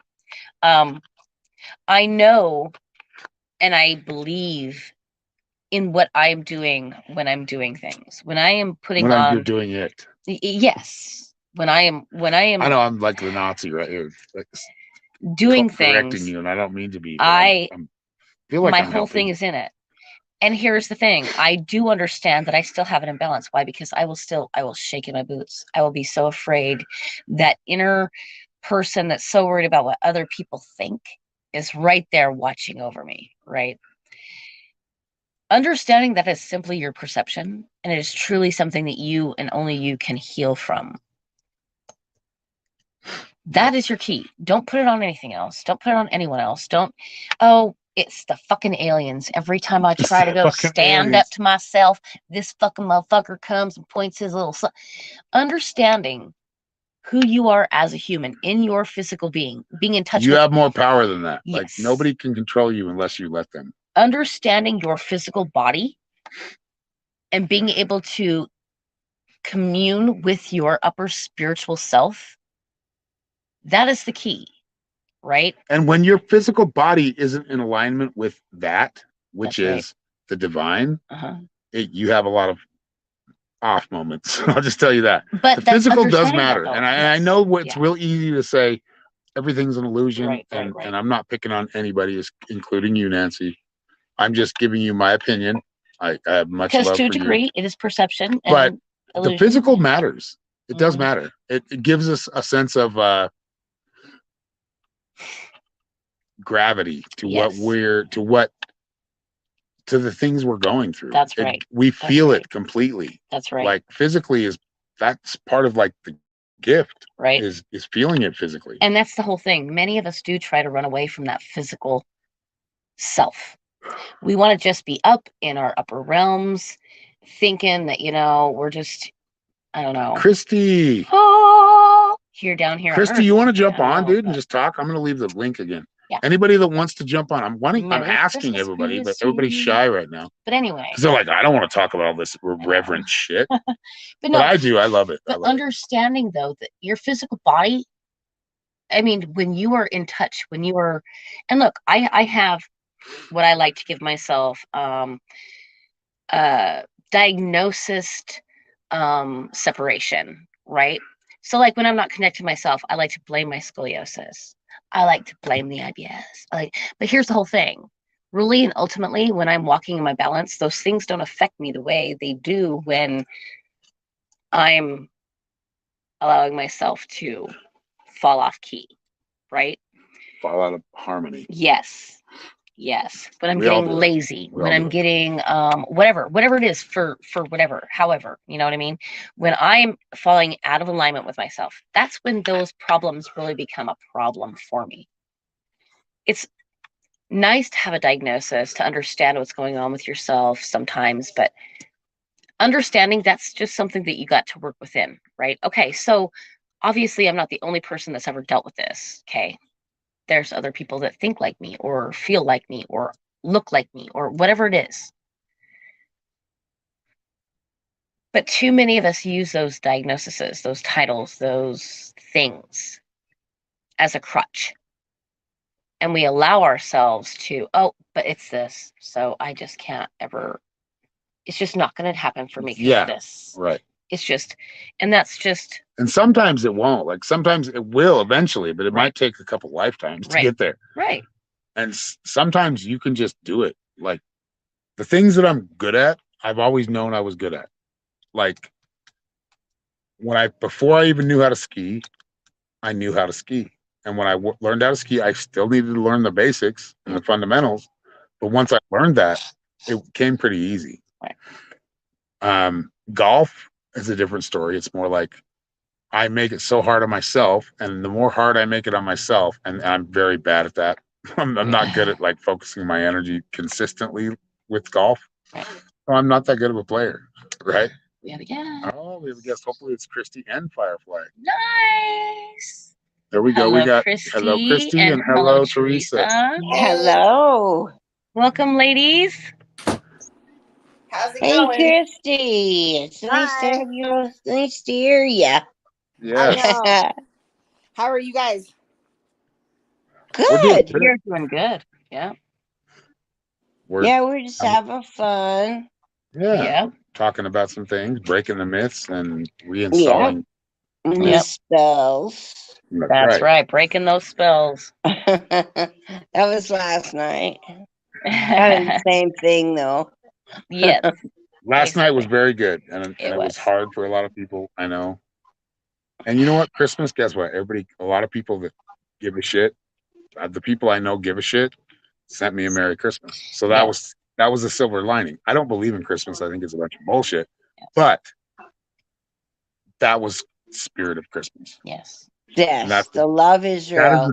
And I know there are still many people I still haven't reached out to yet that I need to. And I realize when it comes to these seasons that I am not as great at reaching out as I should be. I'm not as good. Like I think, like I'll think it in my head, and all of a sudden I think like I've done it, right? But I haven't, and so I need to get better at that. I actually did hear from my son. Why? Nice. Awesome. Oh, that's good. This has been going. Why we've been talking. Yep. So that was cool. I'm gonna send him a real positive message back. Yeah. So we'll see where it goes. Yes. That's really That's good. good. That was great. All I right, just Christy. want him to be happy. All right, you're gonna bring her out, bring Christy out like on a Well, I just want to say, hey, my debutante ball. girlfriend. All right, Christy, it's your turn to be the You star. have just gone through some physical. You've gone We've through been some waiting physical for shit. you, Christy. Well, It's duh. You know, so like, yeah. So let's see. So I tried to join last night, and Bo has. I think I told you guys this in group. So he's learned to open the fridge. Yeah. So I have no. It is to the point. Tyler and I had to. We got a bungee cord and we had to tie it around That's the funny. handle for the fridge, to the handle to the freezer, to a chair. And then on the chair, we have like a bunch of 2-liter bottles. So that way, if he does get it, because he can still get it. But this way, I hear him and I have plenty of time to like run and fucking grab him before he takes. I mean, he is a scoundrel. He eats lemons. What the he eats lemons and oranges and onions. Now, wait, is this your like new dog or your old dog? This is Bo. No, it's Bo, the new one. This is Boogie. That's new. It's Bo. It's new. It's Bogey or Bo number 2. Dude, Jake sits he's there. He's a good guy though. You just gotta fucking put him in his place and let him know. He is an asshole. I have learned that. I learned that. He likes. For those listening, Christy got a dog that was about to be put to sleep. Yes. She was willing to go all the way to California, and we Kathy and Roger picked up the dog. Or wait, no, the dog was delivered here. Because Christy made it happen. That's and then, right. Roger and Kathy fostered him until Christy could get here, and it was like a week before she got here quick. Yeah. But she brought him home, and you know what? Have you made him chase tennis balls yet? Dude, we have taken him. Yes, he does tennis balls. He does frisbees. They go to the park every day. Like him and Jake have become. Yeah, and he's probably happier, right? He's probably happy now. Yeah, his tail is a dick. Well, he will definitely get into some naughty shit. I like Bo. I like Bo. B.O. Just B.O. That's what it is. Bo. It's Bo. And he's and Jake will just sit there. And so I go into the kitchen I was gonna make a drink. So I told you guys last night, I'm like, hold on, let me run to my kitchen and get a drink, and then I'll jump on. So I forgot that I barricaded myself out of the fridge. So by the time I got everything into the fridge, I get my cup and I turn on, and Bo's in there, and he's taking my block of cheese out of the fridge. And I was like, what the fuck? And then I look at Jake, and Jake is just sitting there. No, Jake is just sitting there looking at him like, you're an idiot. You are an idiot. Like, Jake doesn't want to be part Jake of is that. your other dog. Yes. Yeah. I forgot about that. Yes. Yeah. So anyways, that was my That's awesome. last night. That's awesome. At least you're having some fun. But you know what? Yes. And you know what? He is a good boy, but and he those is pictures you're sharing me, ass. like he's having a lot better attitude. He is. Like he's not in that fear state anymore. Yeah. Now he's in the curious state. And He's a healer, so he's gonna get away with what you let him get away with. Yep. Because he's that sneaky. Has he nipped anybody's heels yet? Actually, Tyler's. Actually, yes. Oh shit! Were you yelling at? Was Tyler in trouble at the time? Yes. Yep. They've taken my bed. I don't sleep in my. I mean, I do, but on the they both cuddle, and then I'm stuck on the side of my bed. Like, what the fuck is this? Like, it's fine. I don't mind. It's fine. So we just spent. Fine. Yeah, we spent the day doing nothing. Like, I got the boys. I went to a pawn shop and got them with the help of Teresa. Actually, I was able to get the boys a used Wii, because that's what we do for Christmas. Like, I don't ever go and get like a bunch of crap, but we play games. And so like we'll play board games, card games. So I got the Wii, and we've been playing Donkey Kong and Mario all morning, and then we just went and saw Avatar 2. Nice. Yeah. So that was our day. So that's not even what I'm saying. Like, you can do this any time of the year, and you do. Of course. Christy does it. Christy does it all the time. She does. Yeah, I do. But it's that whole stress of like having to feel like you have to keep up. Right. Like right now. You know that feeling. You've been there. And now I gotta do this thing, and Well, before I met you guys, and before I shifted my frame of mind to a lot of different things, I was that mom. And so I was overcompensating for being a single mom and trying to overcompensate for everything I thought that I had put them through. And the bottom line of the reality is, like, I was fooling myself, because it's interesting. If you ask my kids, they will say that their best Christmas was when we were at the shelter, which is so weird to me, because that year I got them each 2 games for their DSs, and then I got Uno, and then I got Skippo, and I think Aggravation, or a board game. And so I asked Tyler, I was like, well, what's your favorite memory? And it's not the ones where I got them 500 presents. It wasn't when we would go stay the night at Disneyland, because we lived right next to Disneyland. They didn't give a shit. It was the one at the shelter. Dude, my kids growing up, they always said, I miss living in the trailer. Winnie, we're live. Winnie, we lived in a 20-foot travel trailer. Right. Thank you, baby. Family of 5. Okay. And when I asked them, at least before they decided to really be angry with me anyway, I'm sure they have many other reasons now, but they always miss living in a trailer. Well, because everyone's nice and close knit, right? It was close quarters for sure. Right? Yep. Like, you feel that security all the time. Yep. That's how my boys are. Yeah. Yeah. So it's been chill, but we do this, like you guys said. I mean, I've tried to make a habit of, we spend a lot of time together anyways, probably too much time. They bother me sometimes, but that's to be expected. They're your kids, so they're supposed to. You know what? Yep. Maybe, please, baby. Oh, my dogs are barking too. I don't know if you can hear them, but they're both going crazy. It's all right. They're dogs. You are a fantastic mom, Chrissy. I appreciate that. Like, barking at everything. Yes, you are. You are, Christy. You're a fantastic mom. You are. You really are. You did Super Mom way better than I ever even tried to imagine myself doing. Right. Well, no, I don't know. I don't know about that. I just think that in my own head, I had my own idea of what a letdown things had been. And it really, in actuality, it had nothing to do with me. It was my own self-reflection. But I felt like I had let them down, like with the relationship with their dad and all of that stuff. And so I just wanted to just make them happy, and they were happy. They've been happy ever since it's been the 3 of us. Yeah, I mean, they've been happy the whole time. They're just they're humans like us, so they have glitches. Yeah. And they're growing, and they're trying to find their own power. They're pretty smart, and they're pretty. They're you know what I noticed about them? They're a lot like me, where we can deal with anything. Yep. Like, we're just we're here, so let's make it the best. That's make the best of it. Exactly right. That's amazing. That's a great thing to teach your children. Right. Yeah. I wish I'd have done better at that. Yeah. Mine. Oh yeah, we have 2 young. Our 2 youngest are terrible. Oh, they're 2 girls too, and my oldest even worse for me. for a dad, that's like, whoa, oh God. Yeah. Like a lot, that's very heavy. Like you guys Right. are living your life like every day, every 15 minutes. You're not living it Right. like in the long term yet. And they'll They're get there, still, though. Mm, yeah, they'll get yeah. there. Hopefully. God damn, I hope so. Don't And we they all will. though? Like it comes to a point when you Shit. have to sit back and you have to go, okay, like for Lex, when we moved here and Lex stayed in California, it was like I had to make the decision of I have raised her to this point as best as I can, and she's gonna make Right. the decision she's gonna make. And Yeah. hopefully she makes the right ones. And if she doesn't, Yeah. I mean, we're very honest and open. We have a really, really sometimes too honest and No, open. your daughter is just Oh, my like you. youngest is that way Your too. daughter is just like you, Christy. That's why She you is have just the like me. problem. She's an asshole, dude. My youngest is just like me too. But my oldest refuses to talk to me. She No, your daughter's a diva. I've seen her shit. Like once you told me you had a daughter, I'm like, holy shit, she has a daughter. Then I went and looked her up and I'm like, oh yeah, that's Christy. That's Christy number 2. Yep. That's funny. It's true. Well, so she came out for Thanksgiving, and it was probably out of all the times that she has come and visit, or that because I went and saw her like a month before I had my surgery. Do you remember that my mom and I went to California? Yep. Yeah. And so that was a good visit.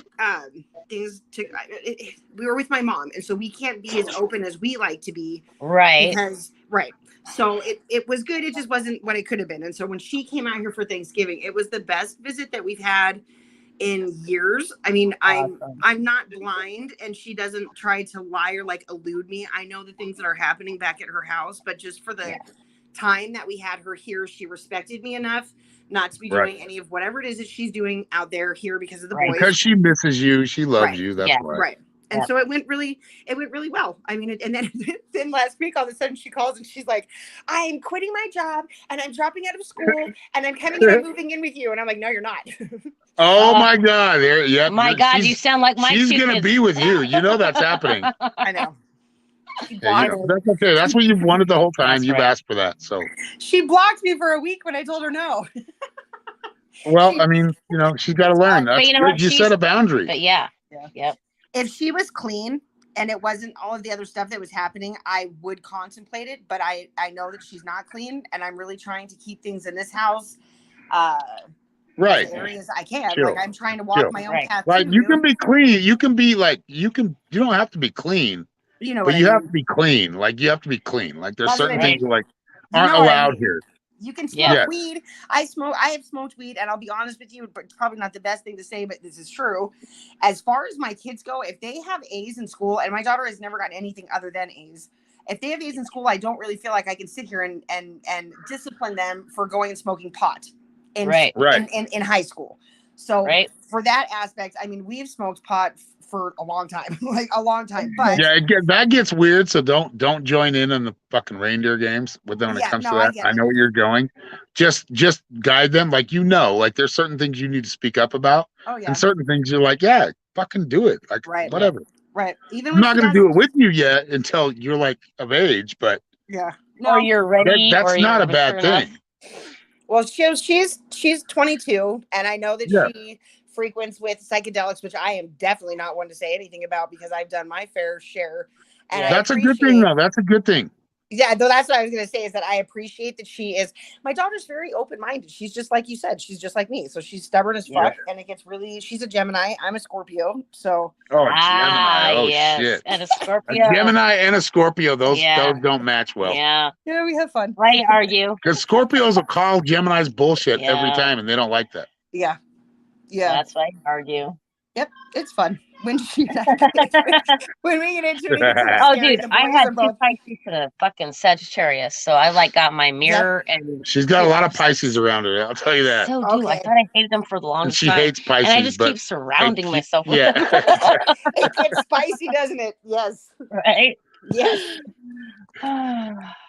So I'm so glad you were able to join us on the podcast. Yes, me too. I'm glad you're doing better. And Teresa. Better. Teresa's been holding it down. Teresa is the executive producer right now. Yes. She is the executive Teresa's producer. a bomb. He really is. You are, girlfriend. The Like executive all of producer, you, I all of love you it. are, but you know how to like just sit back and take it in, and He you don't does. like take things personally. You know you're a part of it, even when we're not like speaking your name. Yep. You're Yeah. like right there. You're in it, and I love that because I feel your presence and I So it's love kind of it. like Kathy, It's needed. Yes, much like like Christy. Kathy's. Christy's the same way. Hell yeah. Yep. Yeah. There's a core group of y'all that just Wait, Robbie. Sorry, hold on. What's that? I'll be right back. Just I'm muting you guys for just 1 sec. oh Okay, okay. no problem. I think the boys needed some attention or something. They're a handful, but they're good kids. Oh yeah.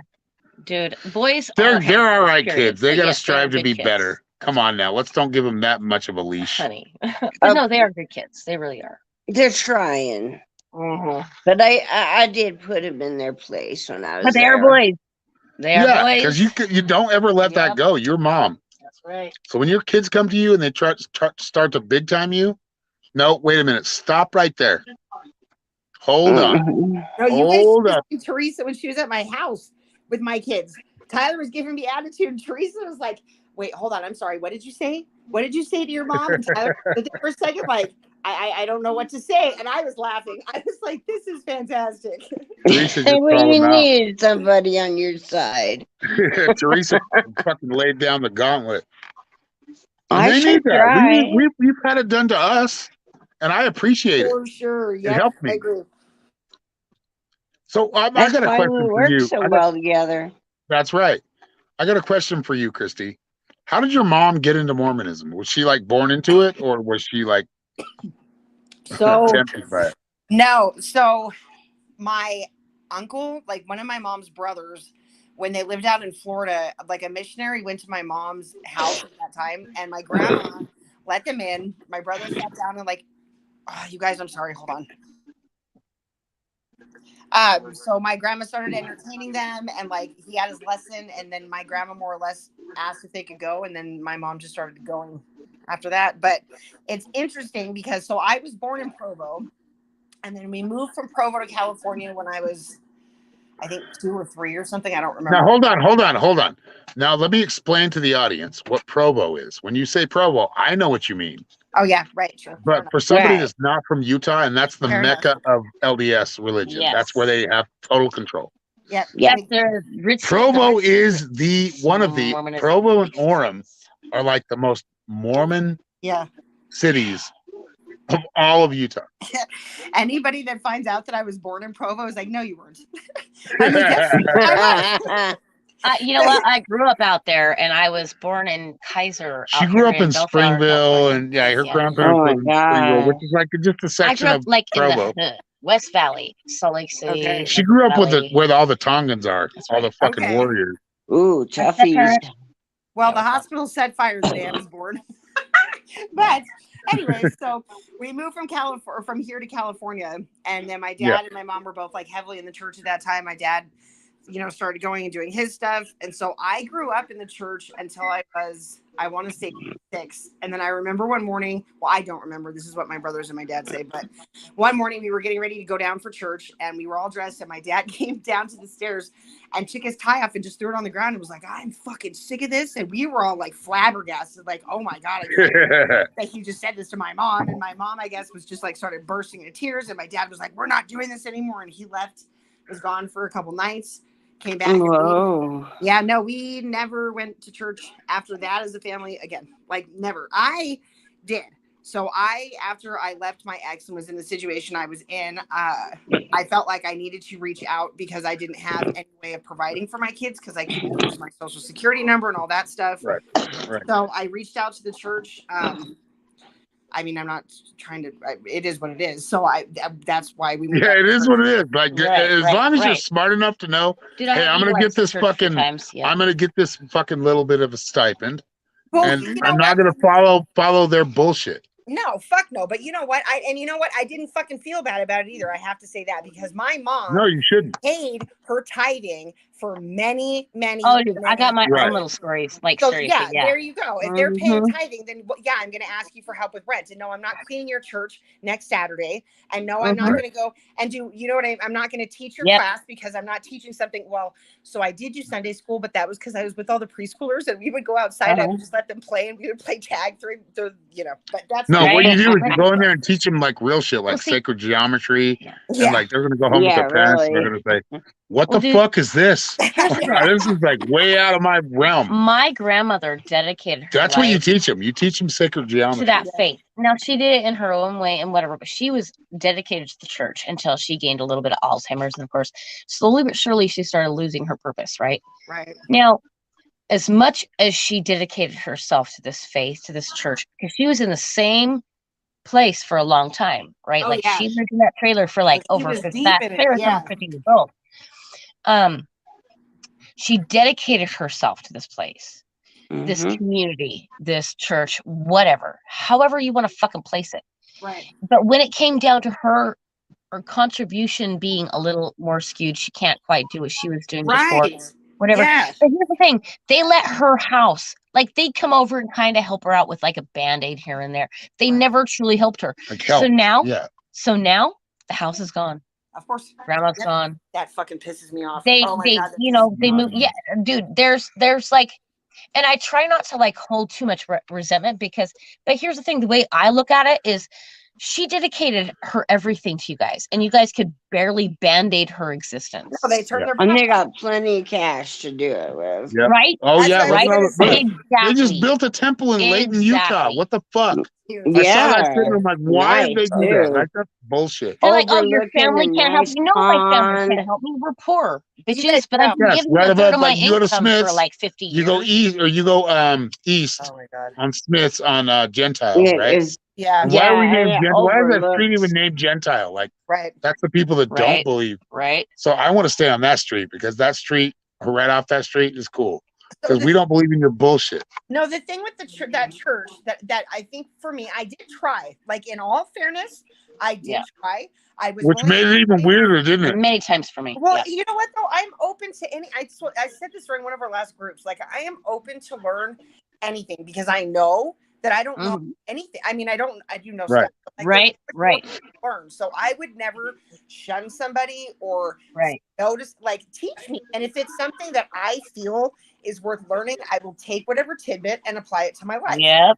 What I Right. Yep. don't like about Mormonism is if you don't believe it and the celestial kingdoms, and so I'm good enough, but if my kid takes acid and dies on an acid trip, you know she's not coming up to see me ever again on the top. Right. Whatever. Right. Like, I mean, exactly. Doesn't that To sound separate you ridiculous? in Like the there's so afterlife, much for Christ's easier sakes. than that, than they make it. Yeah. makes Oh, no yeah. fucking sense to me. Silly. None. And they have the most money out of any church on the planet. They make the most money and they have the most in different countries. Like Yep. everywhere. Yep. You can have Yep. Mormonism in South Africa, you can have Mormonism in the Philippines, you can have Mormonism in Korea, Yep. anywhere. Yep. It's crazy to me. It is. Same goes for Catholicism. Yep, very true. Yep. They're both trying to like just control everything.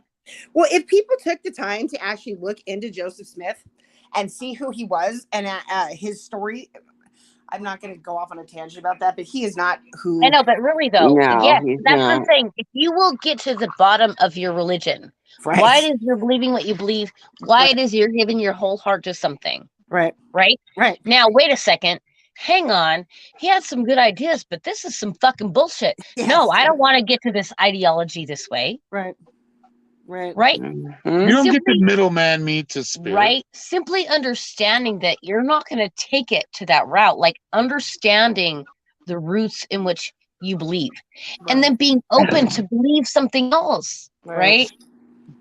Like, Yeah. I know for a fact there's something above me. Well, yeah, There's and a how whole- there's a one. selfish and how There's- what is the right word that you think you're the only person, like we're the only species, Yeah. we're the only thing. Right. That doesn't even make any like that to me is I think you're Yeah. explaining what is called virtue signaling, Yes. okay. which means there's signaling, and we've talked about this in class, metaphysical mystics. If y'all don't know, on www.psychicshaman333.com. The If you best want to class join, ever. Yes. TM. It's true. Absolutely. Anyway. We are Yes. working on making it But more what they're balanced doing and is, all yeah, that. they're virtue signaling. Virtue signaler is like somebody like, yeah, like see them all with their Ukrainian flags right now. They're Right. totally naive. Right. They have no Mhm. idea that they're supporting What it a is they're Nazi supporting. organization. Yep. Right. Not the country, not the people. The people Right. are good. No. Like Yeah. just For the like war itself. I know. I'm talking about the people that are in control. Yep. And they're virtue signaling like, look how good I am. Yep. Yep. Look how much benevolence I have. Right. Yep. And here's the thing. Let's look back to World War II or whatever it was, that last war we had, Russia, the Cold War, the whole whatever. Right. Our Mhm. biggest thing that we've been selling ourselves on for the last, I don't know how long. Let's take a good long look at it. We say that we won. However, we took in how many Russian scientists? Yeah. From where? No, Nazi scientists. Yeah. Nazi. Well, Yeah. yeah, exactly. I'm about to get there. Let me, I'm putting it in Project Blue Book. Exactly. No. I'm putting it into Paperclip. no certain terms. We brought in the scientists, right, that were working for that regime. Yep. We did. And, There were some we- Nazi ones. We said, "Oh, let's go let these people go be over there because they're trying to do this thing." Even though Because they're going to the moon. Yeah. and we want to Yep. believe that we've done these things, and here's this story.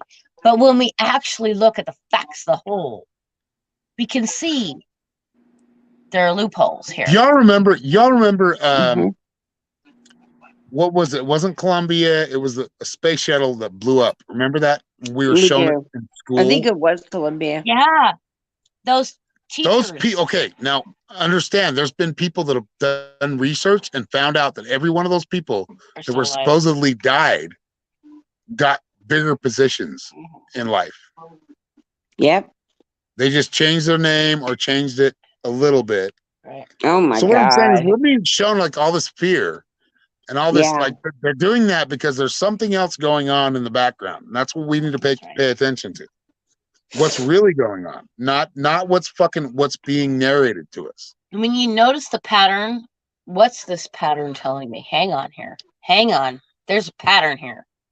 What's going on? How do I react differently, see differently, do differently to understand this pattern in its whole, in its totality? Mhm. Right? Because Right. we are fed these patterns because us human, we're neurological human beings. Okay, Is we that work stuff bad? within the energy that's playing out. We are energetic beings. Exactly. We are everything and nothing. We are all and everything, which is why the whole, oh, it's just a mirage. It's just this. We're only we're in a flat world, whatever. Like all those things do kind of play out in a way. How are you seeing it? How much of yourself are you incorporating into your now? How are you playing your now? Right? Hmm. Understanding that we are everything and we are nothing. We are an idea of something that is one thing, playing itself out in many different ways. But we are playing it all out right now. Yep. If I gotta go Yeah. seek out my future me to truly understand this balance right now that I'm playing out here, I can do that. If I gotta go dig deep down into maybe my first lifetime and I gotta go seek my balance, my roots, and I go, wait, okay, I know dark, I know light. Where am I working here? I'm trying to be great. I'm trying to grow. I'm trying to expand. I'm trying to be all that I can be. How do I incorporate you into me now? Right. How do I live my most fulfilled life in this physicality today? And it doesn't matter if I live on through the eons, I come back 6 lifetimes from now and look, my name is revered. Who the fuck cares? Yeah, that doesn't matter. What matters is we're leaving behind something that is much more valuable Yes. than what we have. Yep. And value means something it's not what we think it is. That's right. Value means, yeah, we're giving something to somebody else that they can actually obtain and have and change and make whatever they want it to be. We're buying a little spot of land, or we've bought a house and now we have land, and we have the land around it, which is ours, which we're going to create and make it self-sustaining. We're going to make it more self-sustaining. Y'all understand what I mean? Yep. Yeah. Totally. Creating our own little pieces of paradise. Because I think that's the best defense against what we're dealing with. Of course, yeah. Yeah. Definitely. That, I think the tribe concept is where we're going to have to go to bartering, trading, and taking care of each other. And taking ourselves out of the not the spotlight or the limelight, but just removing ourselves from being involved with. Well, yeah. It's like I'm gonna grow chickens in my backyard. I'm gonna have eggs. I'm gonna have chicken meat. What do you grow cows? Like you have goats. You have goat milk. I'll So give I you can make this something. for that, and Let's like, you know let's what I get mean? together. Let's make a deal. That's Right. good. Yeah, That's a you good want to thing. do cow, you're a butcher, but I have the I'm gonna land to talk to the raise your person cow, that like and is you can raising butcher the that cow, and like, you know or what I mean? growing that. Right. Well, yeah, then you can make soap with the Yep. goat milk. You can make Really good cheese. cheese. Oh, great You can make cheese. just milk, period. Yeah. There's so much you can do. Right. Understanding that, look, there's been this whole like animal lives matter, and they do, dude. Animal lives do matter. Much like our children. Here's the whole thing, though. There's a cycle of things, and there's like a reality of things. Chickens thrive on their own eggs, right? Like they will get as much protein and everything they need, not because they're like cannibals, but like they're a great source for these particular vitamins that they also need to So produce raising the things that chickens in we your need. backyard, even if You you're know what I mean? Like, renting, like ask it's your landlord and like give back, like right. put into the society, put in, so we're not And scarce. understand the process of Mhm. things. Understand the totality of things. Look, I love everyone. And what in you're this world doing so right much, now, and yet, Teresa, you're growing mycelium, which Yep. is important. yes, And Yeah. something I that's going to be really feel needed it in the is. coming, in the coming years, it's going to be needed. Yeah. And by then, hopefully you have it right. Huh? That's right. Or if you don't, you just do it anyway. right. Still keep working on it, yeah? That's right. That's right. it. That's it. Knowing that, okay, it didn't work this way. I got to do something different. Not Yep. sticking to the same formula, but knowing you're working on a certain mastery. Staying on a Exactly. certain goal, staying on a certain ideology, that's okay. But doing a certain formula over and over again that's not working for you is not working for you. Right. Like when you get stuck in a certain faith that says you have to do it this way, you keep doing it this way, and yet you still end up depressed and not knowing, and you're like blah, means that okay, there's something within this ideology that you agree with, but it is not working for you. That's what we've always told her. My kids and raising them, it doesn't matter to me what you believe. What matters to me, does it feed your soul? That's Does right. it make you want to be a better person? Yeah. Yep. Are you happy, truly Right. happy and fulfilled? Yep. If it does anything other than that, then you need to look at it from a different perspective, possibly, and right. not be involved. That's right. Because, man, it's what you want for your kids. You want them to Oh, be dude. balanced and And here's the happy. thing: we always want the best for our children, right? Oh, yeah. I allowed cousins and other family members to really play a part in my kids' life, which I feel like was good, but at the same time, a detriment to my own personal relationship with my children, right? Uh-huh. Because what I wanted for them, what I could give them, were two different things. Yeah. And they saw that other people could give them things that I couldn't give them, no matter how much I said it. And so I opened this way of trauma. I opened this idea of expectation to my children because I wanted more for them that I could give. Right? Right. And so understanding that for what it really is, look, to give my kids the best, and really when they were most grounded and truly were focused on what they wanted in life, it was those smaller moments. Not changing into the person that could give them something more than I could give them simply for them to have the expectation. Because that opened me up to and opened them up to but wait. I mean, that was my happiest time, but is there, you know what I mean? Like, you want to expand everything, every thought, every whatever. You want to be open to it all and land in your own grounding within it. Yeah. However, I understand in raising my kids the way I did it because I was a young mom. Don't get me wrong. Okay. I was Me still too. like a child raising children. But when they were the most honest and raw with me, it was when we were the closest and when we were struggling, really, ultimately. Right. But they didn't see this that. They saw it as a closeness, as a teamwork, as and so understanding that struggle is a part of that game, right? Yes. That's what makes us a team. That's what brings us. We get to work together now and say, you know what? From my struggle, I've learned this. Right. Right. Mm-hmm.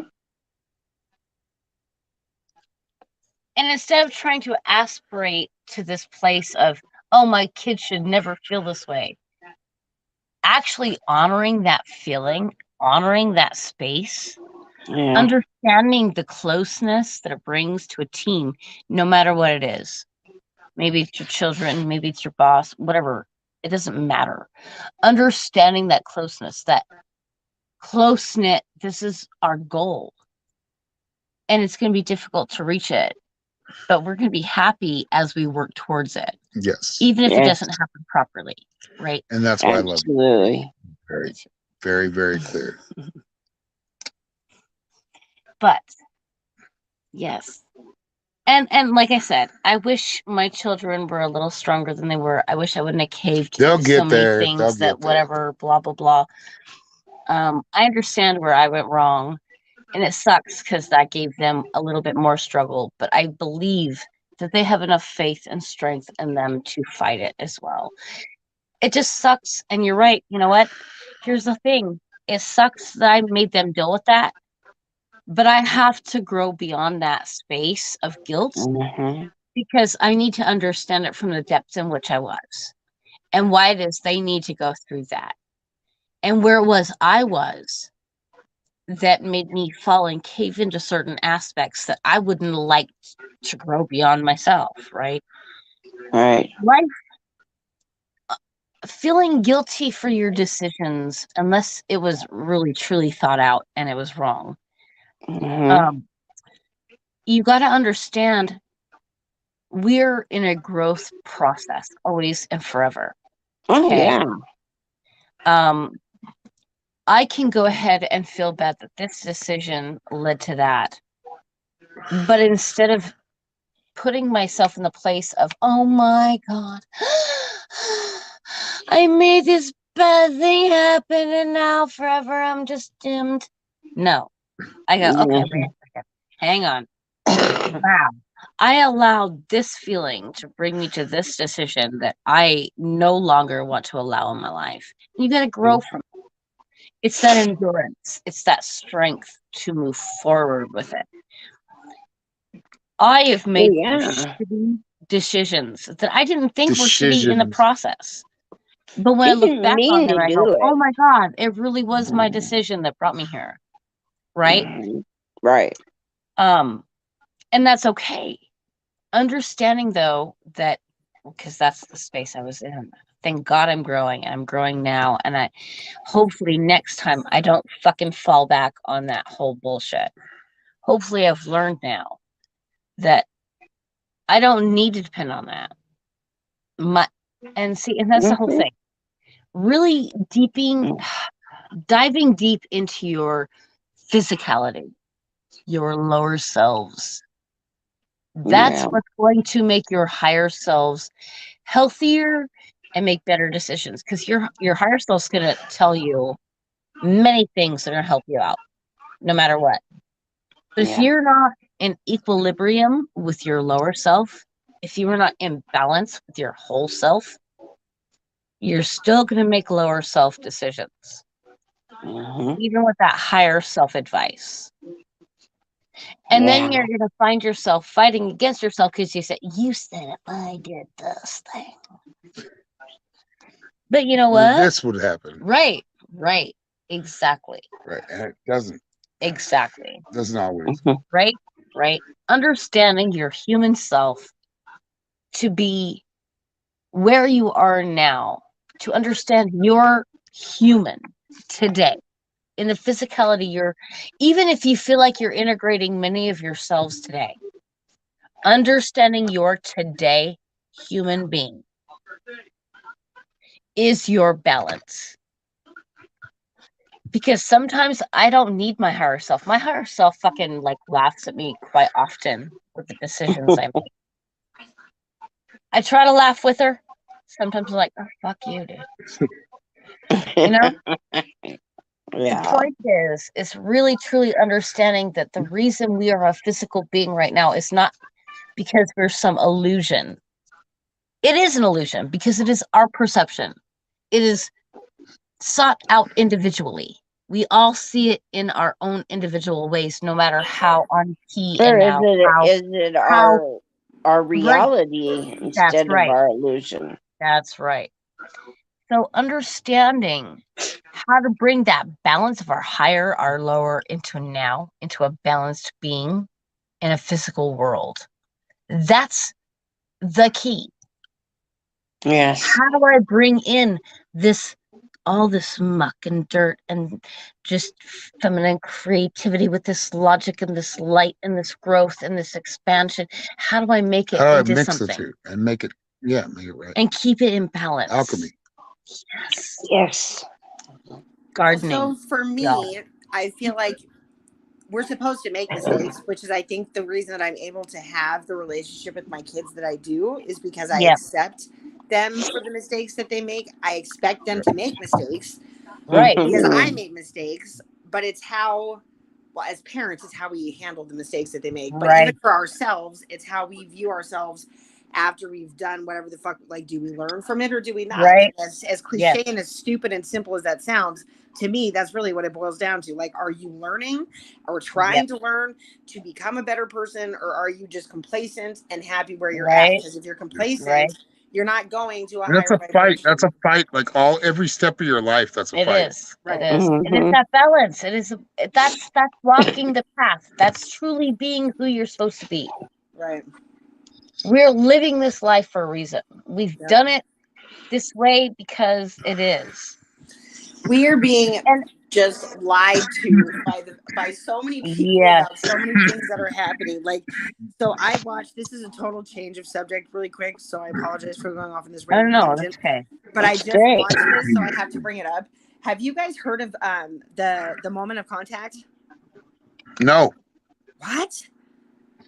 So it sounds familiar, but I wouldn't know. The moment of contact sounds familiar. Yes, it's a documentary that they have. It's a movie, but it's on YouTube. It's a documentary, and it's about this place called, I can't say it with the right accent, but it's Virginia, Brazil, basically. And it's a 2-hour documentary about. It might sound weird to some people that are listening, but I think if you're listening, you're going to be fine. But it's about UFOs and aliens, and they talk about the entire. It's not just one sighting that happened. It was not like Roswell. The people saw. There's been many. No, and the thing is, so all of the oh god, the story is just insane. Every person that was involved obviously has their own point of view and their own recollection of what happened. So this happened in 1998. So there was 3 teenage girls that ran into after the crash. There was a big crash, and then 3 girls ran into one of the aliens in like an alleyway, and it was cowering and it was scared, and so they freaked out. They left, and then a barricade gets set up. One of the military guys driving the back streets of the barracks picked up another alien with the driver. He takes them to the alien to the hospital. They rush that guy to this different section of the hospital because he smells, and they all say the same thing, that it smelled like ammonia. It was oily skin. Like they all say the same exact encounter of what this was. But the officer dies 2 days later of unknown. They couldn't figure it was unknown. Then they buried him right away, wouldn't do an autopsy. The mom and the sister are just like a mess. Then the guy that was driving the vehicle of that car where the guy had the alien on his lap and he died, that driver, they fucking find him. It takes the guy like the entire show, and he gets a hold of the mayor of the city. The mayor of the city says on camera that he does believe it actually happened, and that he himself has come across all of the paperwork that shows like the cover up and all this stuff. And so he tells the guy, I will show you where the guy lives. Yeah. I'm not walking up to the door. Nobody has heard from this guy in 26 years. 26 years, 4 of them just vanished. Yeah. So they find the house. They're walking up the driveway, and the guy doesn't speak. I don't know the language that they're speaking, but he's American. And so they're yelling at him to get the fuck off the driveway. They're going to shoot him. And he's like, what? Can you do the interview? And you're just like, oh my God, you're going to get shot on the spot, dude. And you're so they didn't even get, but that's the thing is they didn't even get that interview. That guy flat out refused. Then the alien that they picked up that went to the hospital, they transported the bodies. So there's documentation of it going to 2 different places. And then all of a sudden the box disappears. Americans go to Brazil, to the city, and all of them say the same thing. They went to every house, guys dressed in black with a briefcase. One of them talked. There was always 4. 3 of them were silent. One of them talked and said, if you ever say anything, we'll kill your family. And they left, and they were Americans. Right. So the body disappears after the Americans come, and then all of the people that were in the military that transported the body to where it went all disappeared. Just disappeared. So it's stuff like that, and I could go on and on, but it's like we're being lied to. I can say, Christy, out of all my students, everybody, like Christy is enormous, bringing in a close second. Yeah, but Christy, out of all my students, is like the most psychic, and that's why I love having her on the podcast because she is a big producer. She's supported me. We only haven't supported us through our work. And if you all want to support, it's in the pinned comment. Please, show your value. Support you guys. What value you give to this. But Christy is on the right track and is further than me in many ways, like way further. I just find this stuff so fascinating. Like that's what I mean when I say like I will learn anything. Teach me, you know what? And I know my past life, and this is something you've taught me, Aaron, but I never believed in having past lives. And I never believed in any of that until meeting you and Norma. It's really interesting. But I know that one of my past lives, I was in Egypt. For sure. Oh, yeah. Yes. Yeah, I think we were. We were in Egypt in caves. We have definitely experienced one another before. Yep. Trust me. Yes, we have. Yes. In many different ways. Oh, girlfriend. Yeah. All of us together. Like you two on the street. Teresa too. Like we've all been here before. Yeah, dude. But I would like to get off the ride now. Like I don't want to do well, you don't get to get off the ride. There's always a ride. I know. You just decide to like be dormant and like I don't want to learn anything right now. Right. Or I'm gonna jump on a fucking wave and I'm gonna follow it. I would love to do some breath exercises with you. Just maybe we'll do that. Especially with your latest on our metaphysical mystic I would like to help you work through because trust me, there's times, when I get to my heaviest points, I feel like I'm like, holy shit, my heart's gonna just jump right out of my chest. Oh my God. Yep. Okay, so I get that whole and trust me, the breath. And sometimes I like ignore myself too. And I do this too, right? Pretend, babe? I do this too. I get out of I like to pretend that no, it's not gonna take my breathing. No, everything, you know what I mean? Like, but no, it really is. It truly, truly is. And look, being in our physical selves, understanding this being, integrating everything we're integrating, all the messages we're getting all the time, all the poisons we're getting through the air, all the airwaves, all the fucking PSIs and the fucking just everything that's happening in our lives right now, everything that our humans are dealing with, right? Being able to relax and breathe and know that our breath means everything, For sure. right? We have nose hairs. I know I get the Nose grossest hairs. Oh, boogers that God. get stuck to them. It sucks. However, you know what? That little booger I got to pick out my nose, no matter how gross it was, no matter how bad I didn't want to have to pick it. It tears my eye. But guess what? That's all that shit that didn't get to work its way into my body, right? Yep. And anything that did work its way through my body, I can talk to and I can say, motherfucker, I'm stronger than you. Yeah. I'm living my experience right now. I understand you're traveling over here and my body likes to react a certain way. But Well, yeah. so I can attest to the breathing work because we have done it in group now a number of times to the point that I would like to think that I'm able to do it on my own especially like when when all of my health issues started happening, I remember you guys were like, Christy, you just need to breathe. And so that stuck with me. And I tried to do that for a long time. And it did. So when I went in to actually have surgery, I don't know if I told you guys this, they didn't put me to sleep. At first, they did not. How are you going to have heart surgery and not be put to sleep? And I am somebody that I am terrified of hospitals. I do not like the sight of blood. Like the whole thing, there was 12 doctors in the room. I'm like, why in the fuck are there so many people in here? I freaked the fuck out. But you were not happy.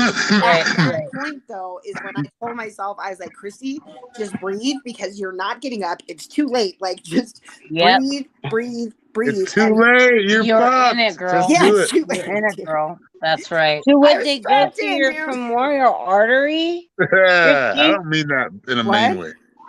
Did they go through your femoral artery? No, not for that. Oh, they did. They crimped it though. Yes, they did. I got the fluid. I got fluid taken out from around the heart. They clamped it so they could do surgery. Right.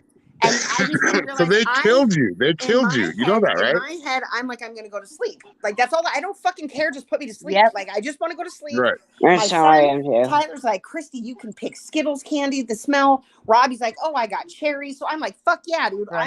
You know what I mean? I'm going the fuck to sleep. Yeah.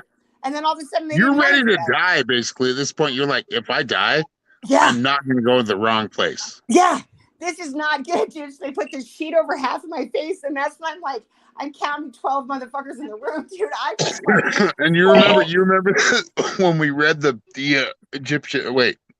Tibetan Book of the Dead? Yes. They were talking about, don't fall for the pale colors, fall for the bright colors. Yes. No, you're doing great, Christy. You're very important to me. To Norma, you are very important. No, you are very important to me. Whatever that is, whatever it will be, doesn't matter. What I know, that you're very, very important now. That's right. Well, thank you. You are. You're welcome.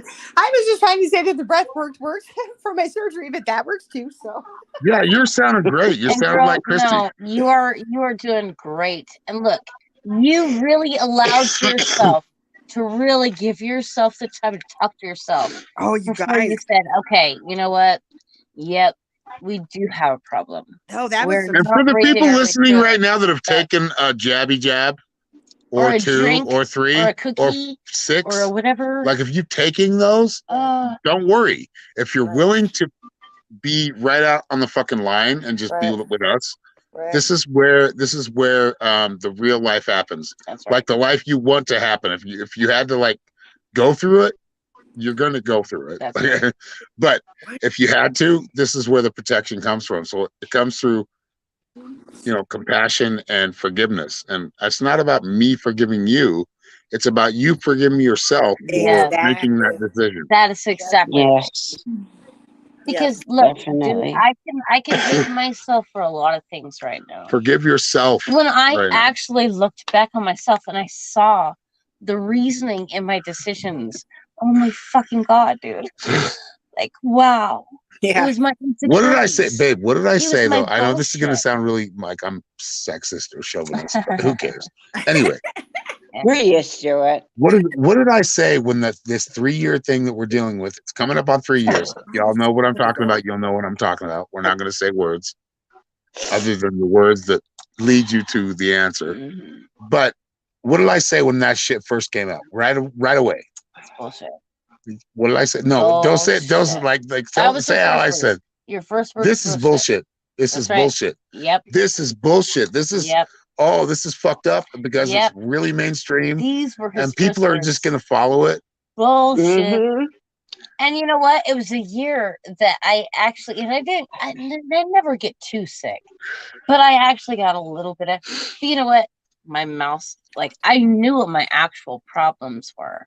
Yeah, because But we this take programming havoc came wreak out havoc on in our a bodies season anyway. that I happened to, and so for some reason I felt like playing devil's advocate. No, I was like right there was like, oh, what the fuck is this shit? No, I'm seeing people But- fall in the street like you know certain videos that they're gone now. You can't find them. Mm-mm. But I was like, oh, that's like we got to deal with propaganda. That's Yeah. Oh, for like sure. there's a Oh, lot for of propaganda and it's For really bad sure. right now. Really, really bad. It really is. Like damaging, like it can really hurt you. It's a lot of people. I don't want to say too much, but there's a lot of babies dying now. Well, Yes. Oh, I know more girlfriend. people that have gotten sick. I don't know how to say this either. But like, I know more people that have been sick and that have had the vaccination than people that have not had the vaccination. No, don't say that. Don't say that word. Sorry.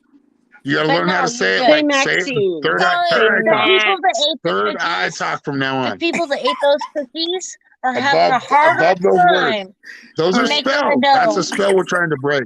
Okay. You know, like no, like those people that were doing Because the you're a cookies, hard they want habit to break. they want Remember to that bake song? the best cookies ever, That's Norma's and favorite yet band, dude. Fucking Chicago.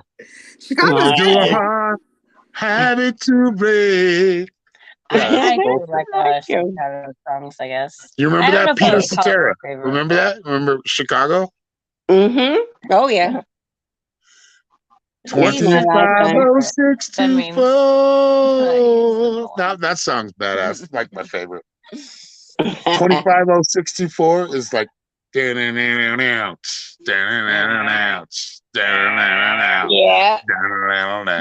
the horns come in. That was a good song. The horns, dude. You gotta always gotta Oh have yeah.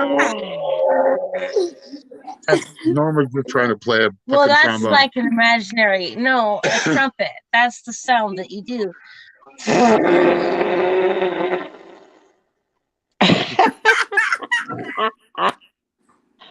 Okay. That makes a horn All sound. right. All right, we're getting into horn sounds. This is the next. I think it's the next, or maybe something down the line in the next or coming up upcoming podcasts. Horn If your sound. lips are vibrating, Okay. you can play that horn, baby. Ladies and gentlemen, thank you all. Anyway, Like I said, this yes, is we a love value y'all. for value. So It is. if you take value in what we're doing right now, it is funny, and you should laugh. I hope so. I hope you laugh. Yeah. Hope I bring a smile to your face, or we bring, because me and Norma are fucking You road dog. Yeah. Right. You always bring smiles, guys. Good. Always. Well, let's end this podcast now. I mean, who is Jesus? I think he was a fraud. Yeah. I think it was a story told upon a story, a belief Told system upon a in which story, you and need to made look to into. sound better for you. That's Come right. on. There's Well, so the much- Bible was a historic document until they took it in with Constantine Yeah. Yep. and Colossia, and then they messed with all the books and made sure Yep. all the I'm women gonna give you subjugated. all a prophecy right now. Uh-huh. The evangelicals, or the people that are really into the Bible, are going to be the worst enemy you're dealing with. Very possible. If you just like, I'm sorry, I know we're about to get off, so I just have to throw this last tangent out. But if Yeah, go you ahead. just look at the geological proof, like we don't even have to talk, like the proof that's in the stones in Egypt or the hedges, like there's so many that date back to things that the Bible doesn't make sense, and that's okay. Right. So then we look at something else and we open our eyes and say, okay, maybe it's this. But then there's people that are like, nope, that's not the case. The Bible says it doesn't even make any fucking sense. I'm sorry. Nah. No. No, Yeah, if it it may doesn't make have a sense to few you, then it things shouldn't right, fucking but be. not much.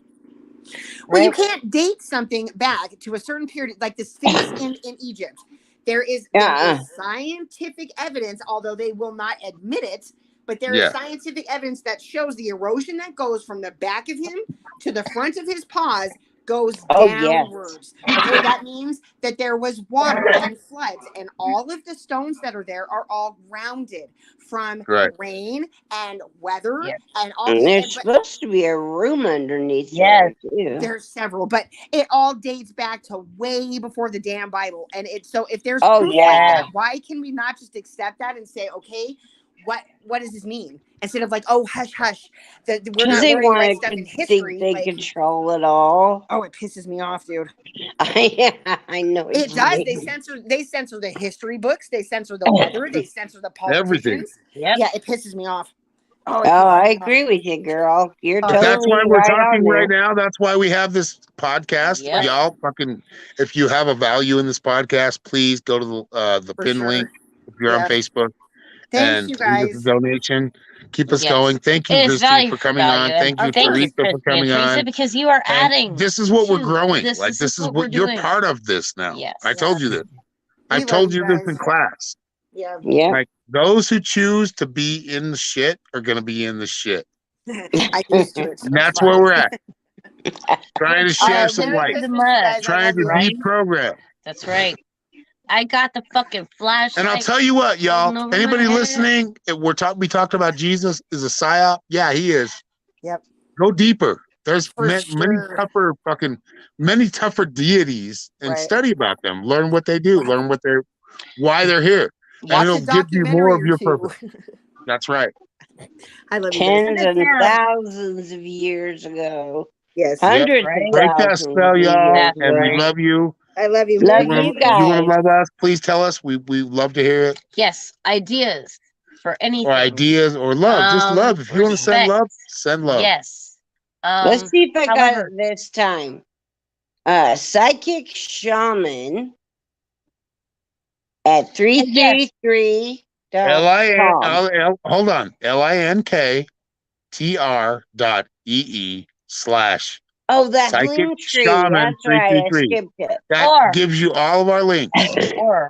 or you can go to the same link.tree/mystic norms. Yes. NORMZE. Yes. NORM. Where can you collect donations?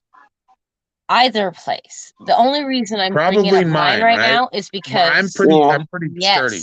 His is Or what his about sister, joining class? I mean, and whatever. Yes, joining class. Well, how do you But find class? Teresa, his how do you find it? is- you Yes. go we right leave it a on your mystery. website and it's there. Psychic All the shaman information said. .com. Yep. Thank you, Teresa. www.psychicshaman.com. I love you. I love you all. Guys. Love you, Christy. Love you, Christy. Y'all. And this is going to be fun. Look what we're doing. We're going to keep making it fun. This is great. That's right. A lot better than just sitting around you. here all night. I hope y'all feel that big love hug. Have a great night. Out. Norma, send a love hug. Your last love hug. Lots of love My hugs, big guys. old love bubbles are sending out. Like